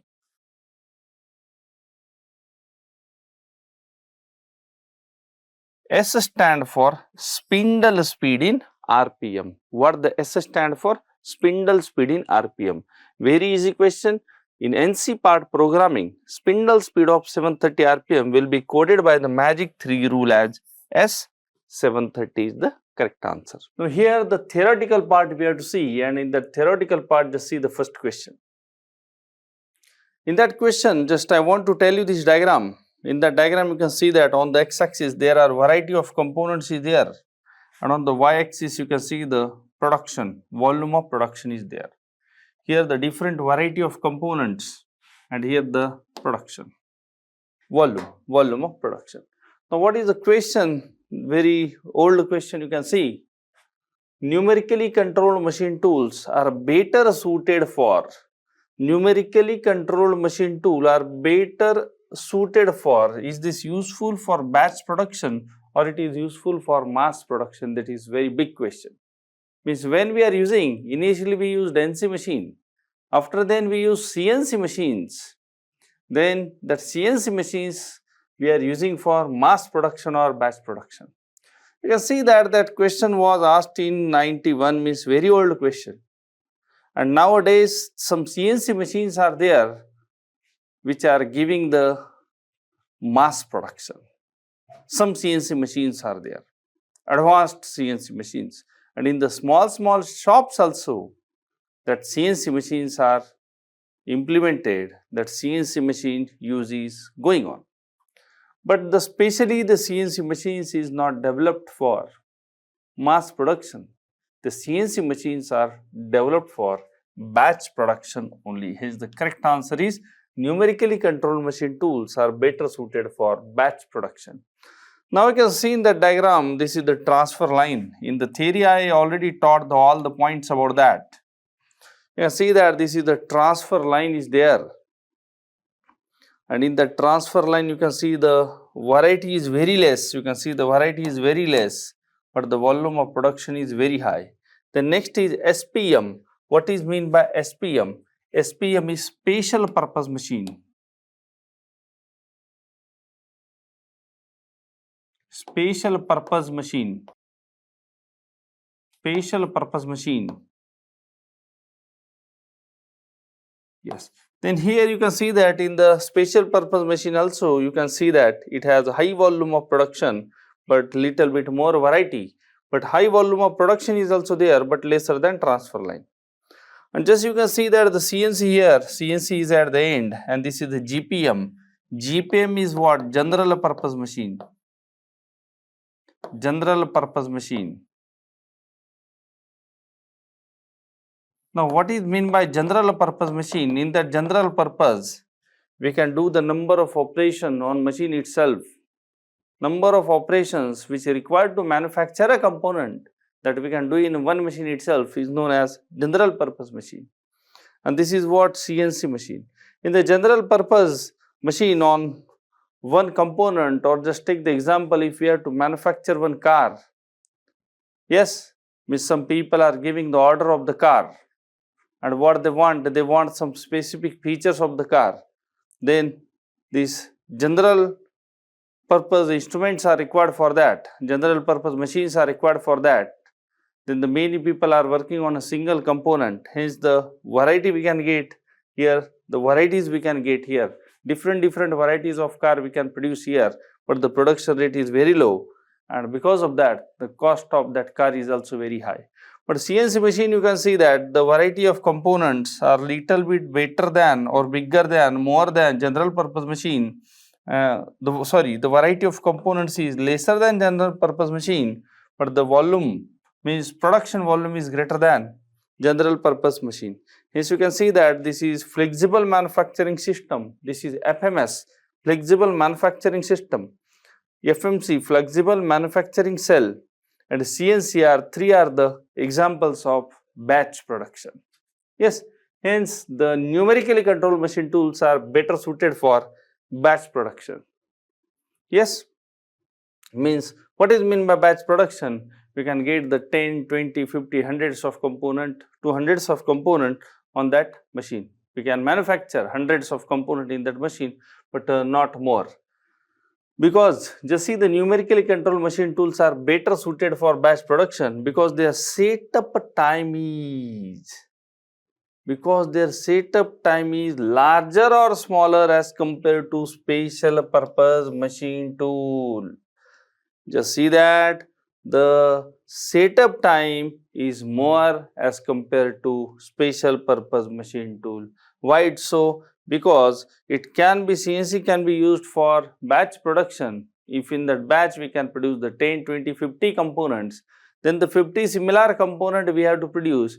We need to make some jigs as well as fixture for that, and that require the time. And jig fixture to manufacture the jigs and fixture. Why we are manufacturing the jigs and fixture? Just I will tell you one concept. Just see that this is one of the component. You can see that this is one of the component, and I have to do the machine. Just see, I am doing the drilling with the help of CNC machine. Then what happened? When the drill is started rotating, that workpiece will also rotate, and that's why we need to hold that workpiece. Yes, and that's why we are using the fixture. And when the tool is going there, then the tool also can vibrate, and to avoid that we can use the jig. Yes, there is one special chapter, jigs and fixture, for you, mechanical as well as production. Now see here, then, but the special purpose machine, the volume of production is very high because the 1,000, 2,000, 5,000 lakhs of component we can produce. Only one setup is there. Whatever the setup will be there, only one setup we have to do. And in that one setup, just take the example of one of the famous bike. They are manufacturing the lakhs of bikes. Then that transfer line they are using, or special purpose machine they are using for that. Hence, this once we made this, once we have to give the setup time, then the production is continuous, and the total setup time is less. But for CNC, for 50 components, one special setup time is required. For next 50, 60, 100 components, again special time is required. Hence, I want to tell you that numerically controlled machine tool are better suited for batch production because their setup time is larger as compared to special purpose machine tool, right?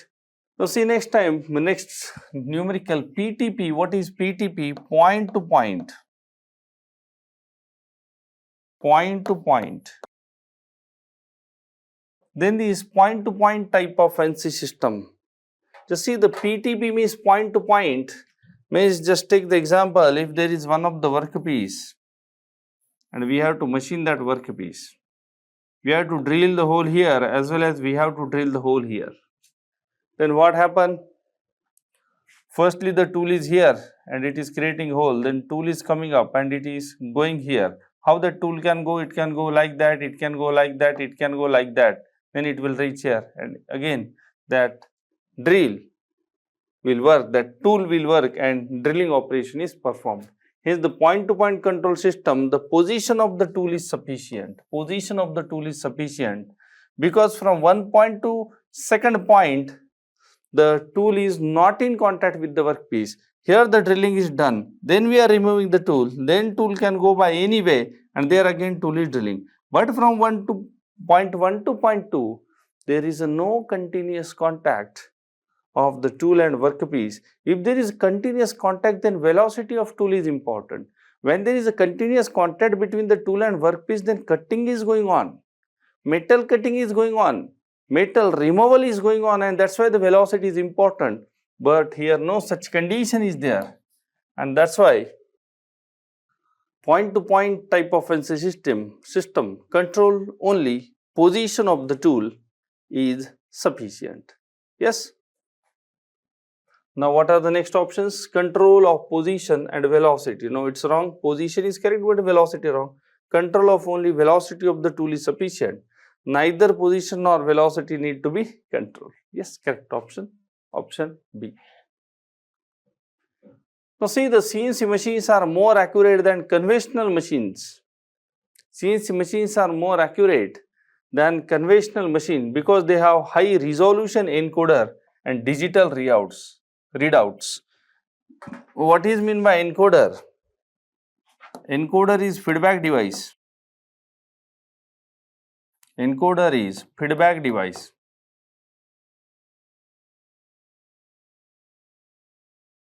Encoder is feedback device, and that encoder feedback device is not available for the lathe machine. Means conventional machine means lathe machine. Here the encoder, that is feedback device, is not available. What is meant by feedback device? What is the reason? What is mean by feedback device? Feedback device means when the cutting operation is going on, if we are giving the command to cut the distance of the workpiece from one point to one point, from this point to this point, we have to make one slot. Then continuously you can see that whatever the distance traveled by tool is, some signals are there, that signals are taken by encoder, and that encoder is supplying that signal to the machine control unit.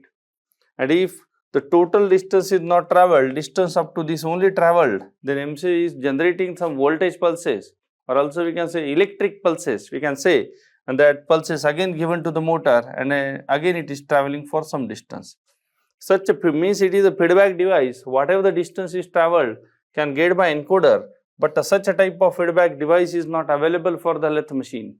Hence, CNC machines, because of that only the CNC machines are more accurate. Because of feedback, we can understand how much distance needed to travel by tool. If the tool need to travel 50 millimeter distance, but tool is traveled only 45 millimeter, then 5 millimeter distance signals again send. And why it is happened? Why we got that? The tool is travel only for 45 millimeter because of encoder. And because of that, the accuracy of CNC machine is more. Then this question is, CNC machines are more accurate than conventional machines because they have high resolution encoder and digital readouts for positioning. This answer is true. True. Next question. CNC machines are more economical to use even for simple turning jobs. Simple turning job means on the lathe machine we have to do the simple turning operation. Yes, and for that the CNC machines are more economical. Yes, what do you think? Guys, the CNC machines are not manufactured for only one process. The CNC machines are manufactured to work on complex shaped components. Take the workpiece and make some complex shape, cut the material and make the complex shape. And the CNC machines are well developed for complex shaped parts. Yes, and if there is simple turning job, then we can do that on a simple lathe machine. No need to use the CNC machine for that. Hence, CNC machines are not economical for simple turning job. When there is a complex shaped components are there, and many complex shaped components is not possible to do on the lathe machine. And even though it is possible, the time required is more and accuracy of component will be poor.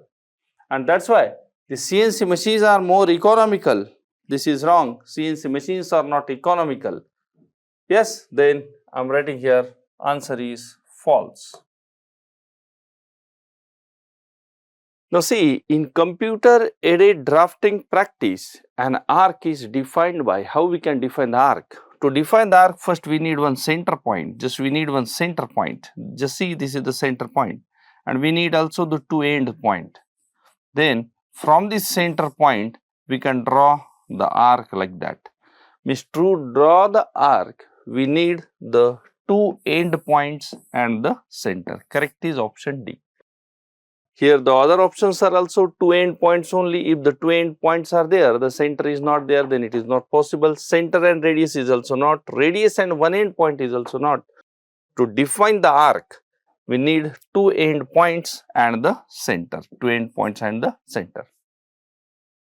Cellular manufacturing is suitable for.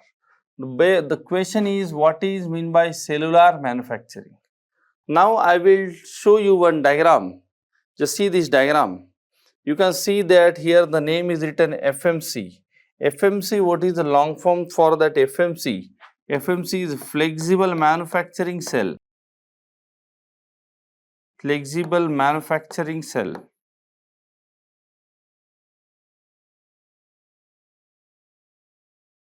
Flexible manufacturing cell, and that flexible manufacturing cell is also known as cellular manufacturing. Cellular manufacturing.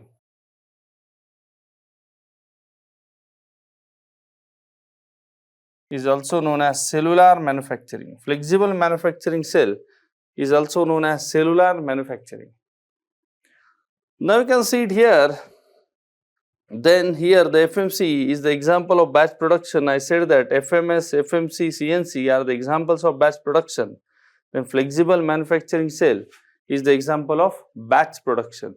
This is the transfer line, and SPM is the example of mass production. Then what is this question here? The cellular manufacturing is suitable for production with similar feature made in batches. Correct option is option C, production with similar feature in batches. What is here? The option A is single production with large volume, and for that single production with a large volume, you can see that the transfer line is there and special purpose machine is there. Single production with a large volume. Single production means variety of component is one only. Just take the example of CD100 bike. The production is transfer line production or SPM production. This volume of production is very big, but variety is very small. But nowadays what happening? Just take the example of mobile or bikes. They are launching the different bikes. Hence they are going towards the special purpose machine, or FMS they are going towards the flexible manufacturing system. Means the variety they are going to increase and the volume of production is going to reduce. Now see, the cellular manufacturing is suitable for a single production with large volume. This is the example of transfer line is there. Transfer line is there. Second, one-off production of several varieties. One-off production of several varieties. It is example of general purpose machine tool. General purpose machine tool. Then the production with similar features made in batches. It is correct.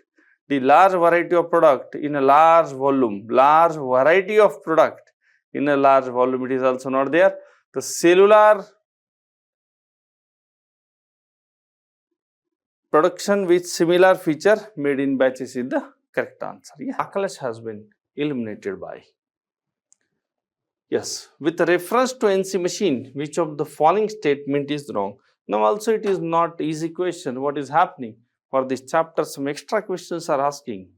Some different question they are asking. Some questions they are asking related to computer engineering also. Because in the CNC machine, we are using one computer, and in that computer, we are saving the programs. Now the same question they asked.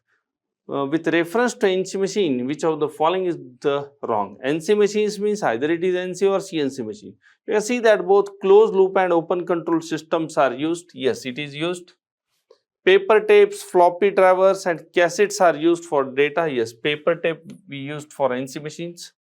Closed loop and open loop also control system we are using. Digitizers may be used as interactive input device. Yes, it is also right. What is mean by digitizers? Digitizers means it's like a tab. On the digitizer, we have to draw the drawing, or we can edit the drawing also in the digitizer, and the drawing we have to send to the computer. Hence that digitizer is also working like a mouse. It is like a same mouse is the input device. In the same way, the digitizer is also input device. On the digitizer we are drawing, we are making the drawing. We are editing the drawing and we are sending it to computer. Hence the ABC, all three options are right. And next is post processor is an item of hardware. This is 100% wrong sentence. The post processor is an item of software.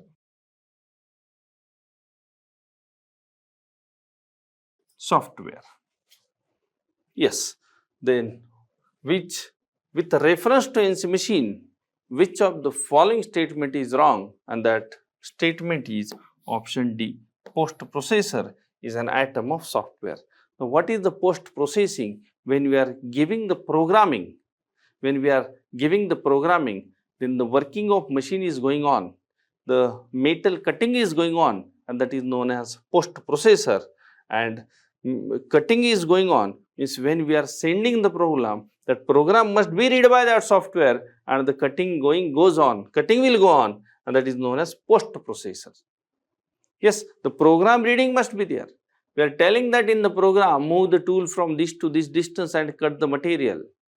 Then that reading of that program is known as post processing, and this post processing. Now see the next question. They asked for mechanical 2 mark. How small question is? Just see. In a point-to-point control NC machine, which NC machine? Point-to-point. In the theory I taught, what is the point-to-point control system I taught. In point-to-point control NC machine, the slides are positioned by an integrally mounted stepper motor drive. If the specifications of the motor is 1 degree per pulse, means what? This is the specification of motor, 1 degree per pulse. Means in the 1 pulse, the distance traveled is 1 degree. In 1 pulse, the distance traveled by 1 degree. Distance travel means angular rotation by 1 degree. Yes. And the pitch of the lead screw is what? 3.6 millimeter. What is the expected positional accuracy? Guys, the positional accuracy or positional error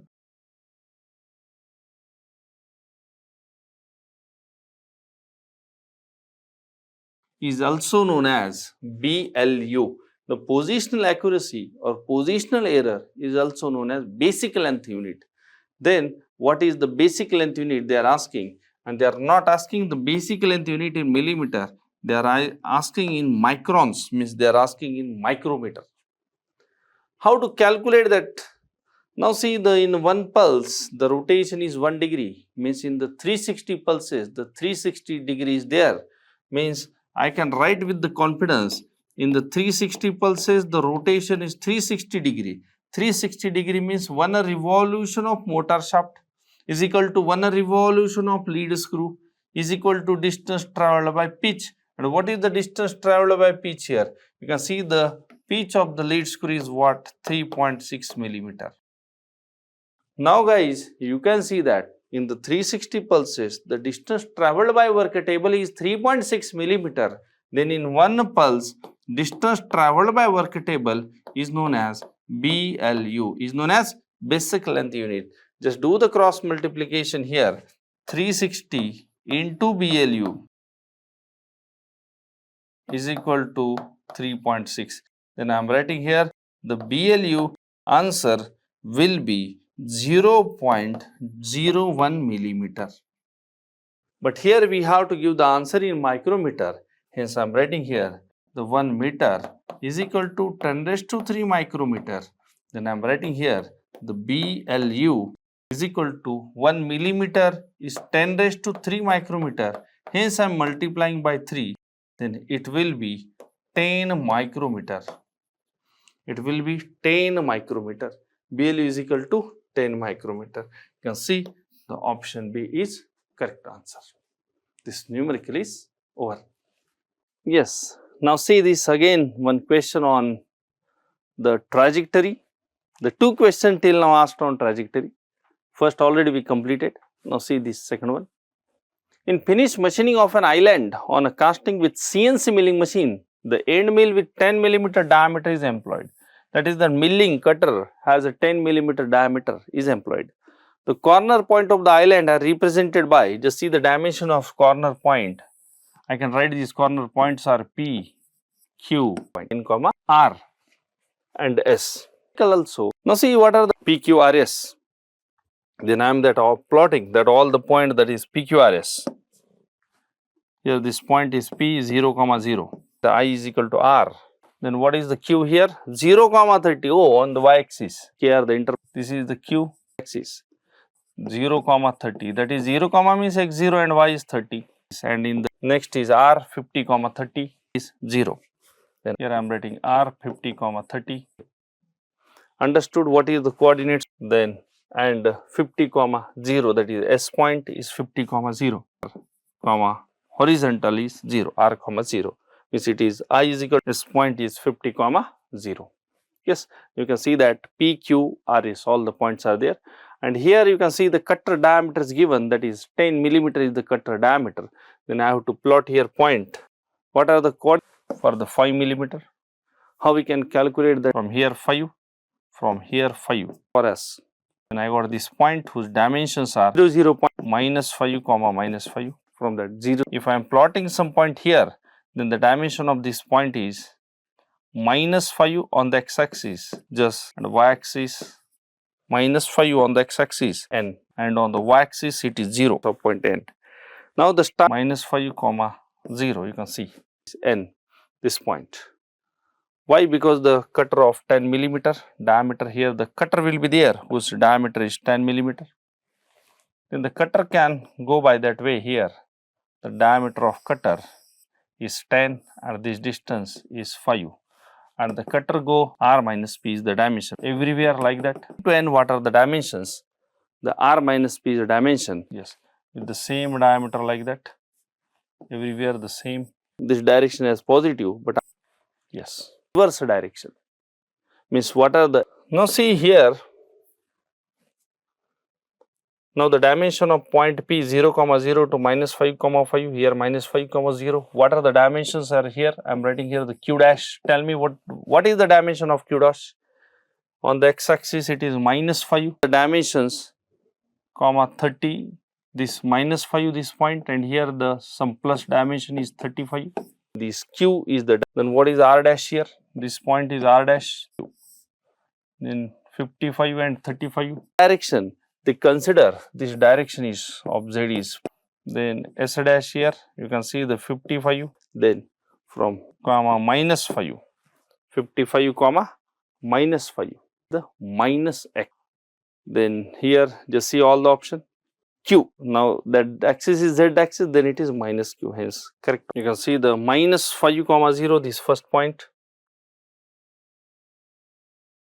then minus 5, 35. Then R dash you can see the 55, 35. Then this S dash 55, minus 5. And finally this point minus 5, minus 5. Yes, then here the correct option is option A. This numerical is completed.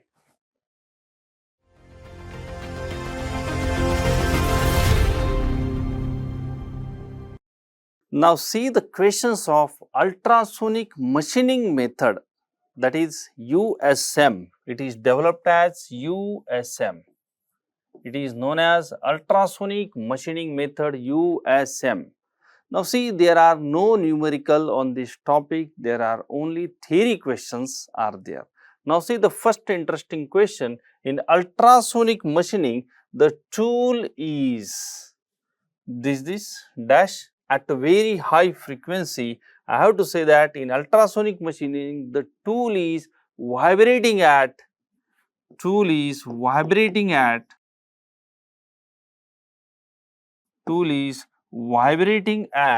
very high frequency. Do you know the name of method is ultrasonic machining? Ultrasonic means what? Supersonic frequency. And what is that supersonic frequency? Supersonic frequency is greater than 20 kilohertz. 20 kilohertz, greater than 20 kilohertz. Then here the tool is vibrating at supersonic frequency. Here the tool is vibrating at very high frequency, means ultrasonic and supersonic is the same. With the help of, why it can vibrate at such a high speed, such a high vibration, not a speed, such a high vibration, because of piezoelectric transducer. Because of piezoelectric transducer, or again we can use magnetostrictive also. Magnetostrictive transducer also. And what is the answer here? Here is answer is vibrating, and here the answer is piezoelectric or magnetostrictive transducer. Yes, anyone you can write. Now see, we have to see the question of electrochemical machining, that is very famous as ECM, electrochemical machining. ECM, very important. Till now the most of the question is asked on ECM only. Out of all that machining process in this chapter, the first important method is ECM, second important is EDM, third important is USM, ultrasonic machining, and after then all, right. Now see the question here, very old question, but old questions are very important. ECM dash be used for all such material for which ultrasonic machining is possible. Now the question is that the ultrasonic machining is possible for glass material, it is possible for ceramic material, but glass and ceramic material are not a conductor of electricity. That's why that glass as well as ceramic can't be used in electrochemical machining. The electrochemical machining, the tool and workpiece, both conducting is required. Hence, ECM cannot be used. ECM cannot be used for all such material for which ultrasonic machining is possible. While EDM can be used, EDM can be used for all such material for which ECM is possible. Now, what is the similarities between the EDM and ECM? In the EDM as well as ECM, both the tool and workpiece conducting required is electrical conducting. Electricity must travel through the tool also, through the workpiece also in both method, right? In both method it is required. But my question is that why? The question is that the EDM can be used for all such material for which ECM is possible, then why two methods are developed?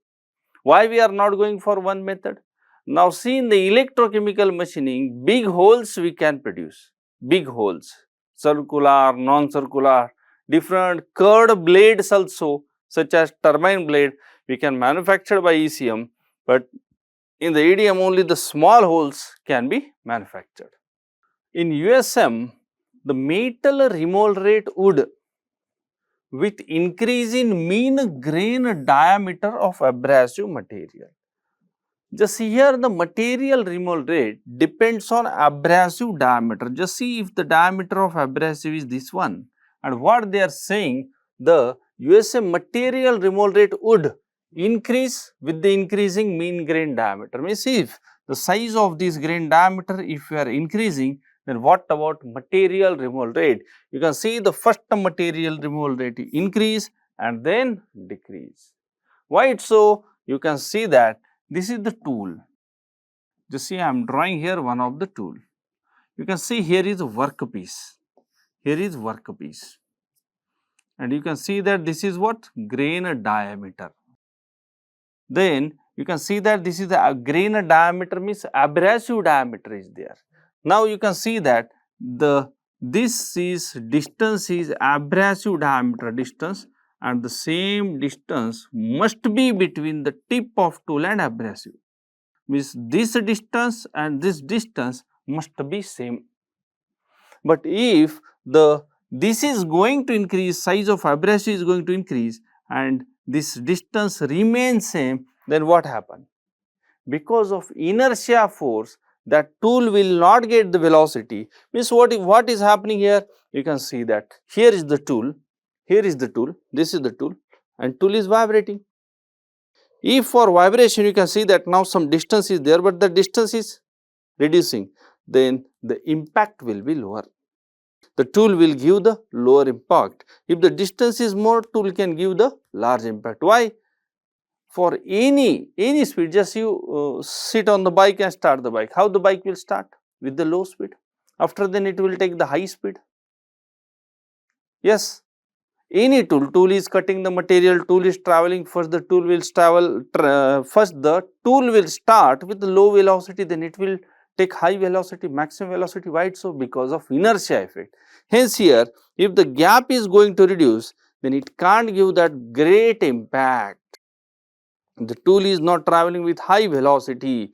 When this tool is starting, it will start with low velocity. As the distance increases, then it is gaining the velocity, and if it is giving the high velocity to the abrasive, then what happens? The abrasive also will give high force. Means that tool is giving velocity to the abrasive, and abrasive is going with the velocity, and it is striking on the workpiece, and it is removing the workpiece material.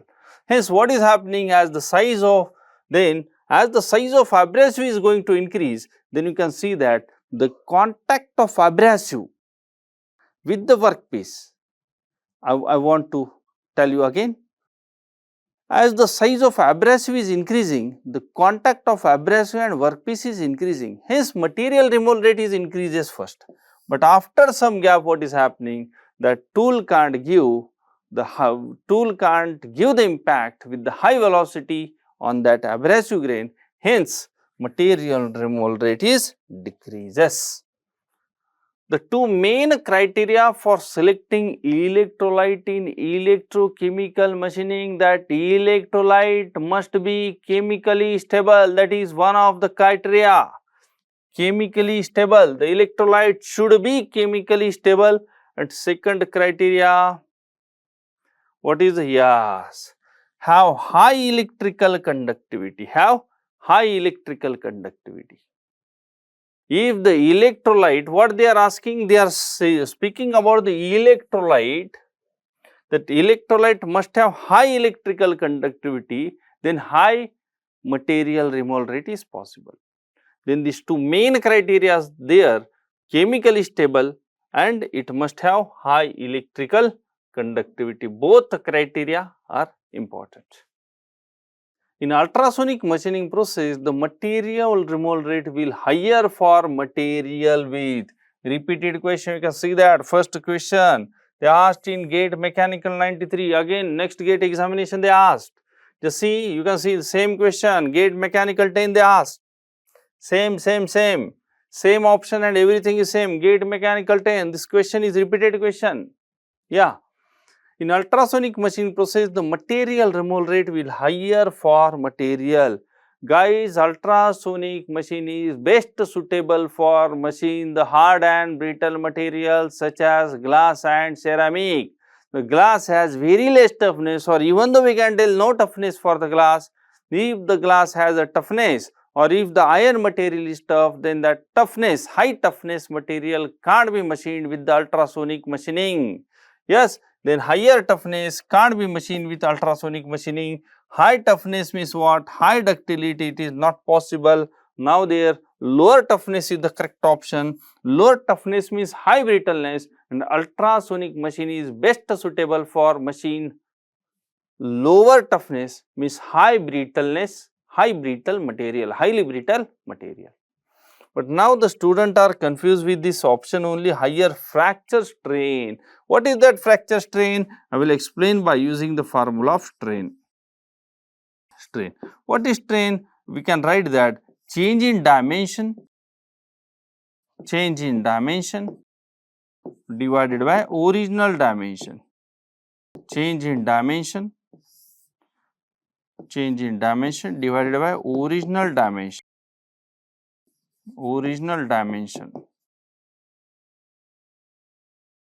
Change in dimension divided by original dimension, that is the formula of strain. Now see that if there is a ductile material, just see the original dimension is 10 and that ductile material is there.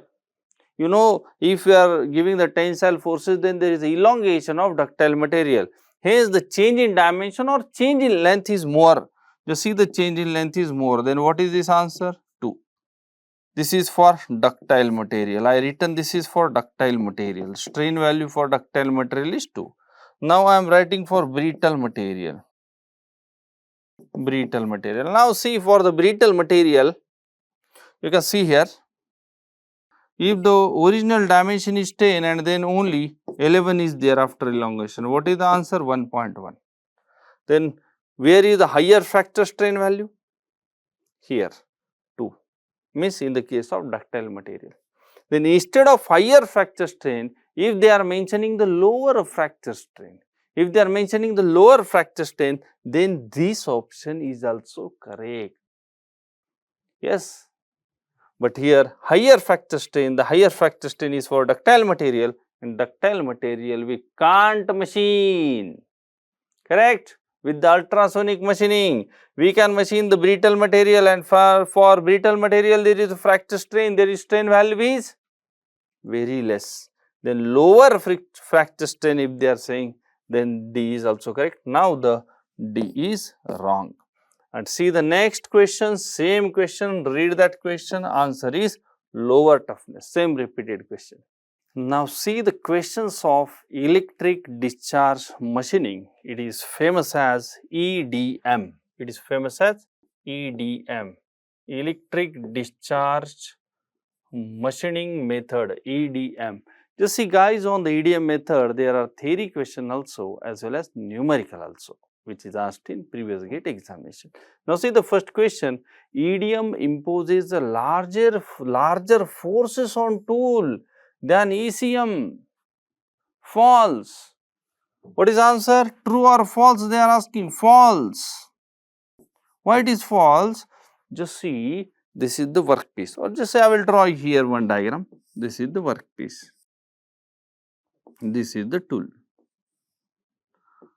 Now the spark is developed between the tip of tool. This is the tip of tool workpiece. The spark will develop between two. Only the spark is developing, arc is developing. What about the forces? Is the tool is applying any forces? If we have to speak about the ultrasonic machining, then ultrasonic machining is giving forces. This is the tool, and this tool is giving the forces. Mechanical forces are there, but here no such forces are there. Hence, EDM imposes larger forces on tool than ECM. In the ECM, no forces are there. In EDM also no forces are there, but they are saying that the EDM imposes the larger forces, and this statement is false, right? Now see next, EDM is more efficient process than ECM for producing large non-circular holes. False. False. EDM is more efficient process than ECM for producing large non-circular hole. False. For the large holes, to produce the large hole, just see, there is one plate. In that plate, we have to produce the 5 mm by 10 mm hole. Very large hole, no? Then with the help of electrochemical machining, we can do that. Hence, what is given here, large non-circular holes, then which process is best? ECM is the best. Hence, EDM is more efficient, they are saying. Whatever they are saying, that is false. Yes. USM is about the best process for making holes in glass, which are comparable in size with the thickness of sheet. Whenever in the question it is mentioned that glass or ceramic or specially glass, then there is one method is only, which is ultrasonic machining method, and here the answer is true. Means whenever in the question they mention that glass, then ultrasonic machining method is the best method to cut the glass, to machine the glass. Hence, USM is about the best process for making hole in a glass. It is true. Now see here, selection of electrolyte for ECM are as follows. Just see, there are two types of operation. In one operation, we have to remove the huge volume of material. That is rough machining. Rough machining we can do, fast machining we can do, and second operation is about finish control. Very small amount of material we have to remove. And if we have to remove the big, here what is selection of electrolyte? If we have to remove, stock removal is there, big amount of material is removed, then we need the passivating electrolyte for the stock removal. Then you will ask me that, sir, what is the passivating electrolyte? What is mean by that passivating electrolyte? The electrolyte whose electrical conductivity is better, high electrical conductivity electrolyte, that is what, that is passivating electrolyte. And non-passivating electrolyte for finish control, passivating for stock removal, big material removal, and non-passivating electrolyte for finish control, small material removal. We need that non-passivating electrolyte. Non-passivating electrolyte means what? Low electrical conductivity electrolyte, low electrical conductivity. If the low electrical conductivity is there, means current is less amount of material removal will be there. Why it so? Because we have formula here, mass MRR, mass material removal rate formula is there, AI by rho ZF, or AI by not rho ZF. AI by rho ZF is for volumetric MRR, but for mass MRR it is AI by ZF. If the I value is more, material removal rate will be more. If the I value is less, material removal rate will be less. Yes. Yeah, inter-electrode gap in ECG is controlled by, what is ECG? Till now only one question is important on the ECG. ECG is electrochemical grinding. What I am saying, the electrochemical grinding I am saying. Now see, electrochemical means electrical energy, electrochemical plus chemical energy, and grinding means plus mechanical energy, plus mechanical, electrical, chemical plus mechanical, all energies combination is in ECG. Then inter-electrode gap means what? The gap between the workpiece and the tool. Now in the electrochemical grinding, there is a grinding wheel is there, and the gap between grinding wheel and the workpiece can be controlled by controlling the size of diamond particle in the wheel. Means what? If we are using the diamond abrasives, then the diamond, we can use the other also, aluminum oxide also, silicon carbide also, we can use. Yes, but controlling the size of diamond particle in the wheel diamond particle may be there, aluminum oxide may be there, it may be there, anyone we can write, but here controlling the size of diamond particle is the correct. Now all other options are not relevant, that is controlling the pressure of electrolyte flow, controlling the applied static load, controlling the texture of the work, no, not important options. EDM the tool is made of, just see, the tool is made of copper. In the EDM the tool is made of copper. Why it so? Why it so? Just we are saying that the copper has high melting point temperature, but the copper doesn't have that huge melting point temperature. Its value is 1084 degrees centigrade, 1084 degree centigrade. The next thing is that copper has high electrical conductivity,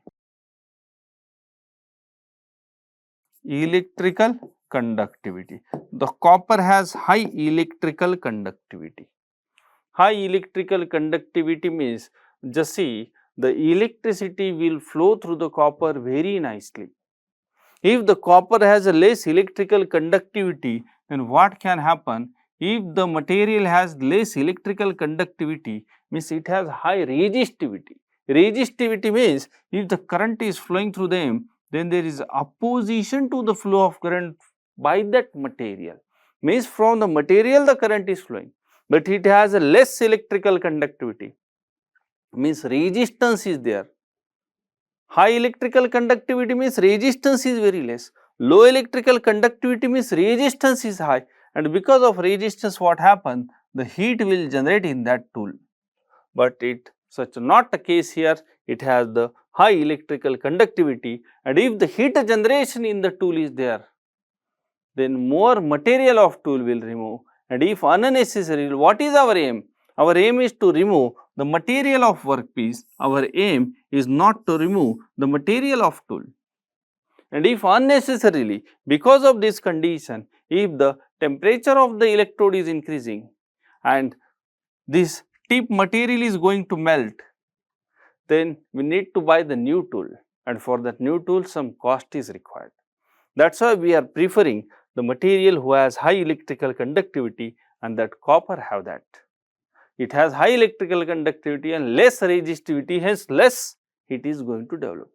If it has low electrical conductivity, then high resistivity is there, then high heat will generate in the electrode. But any material has some resistivity, hence some heat is going to develop.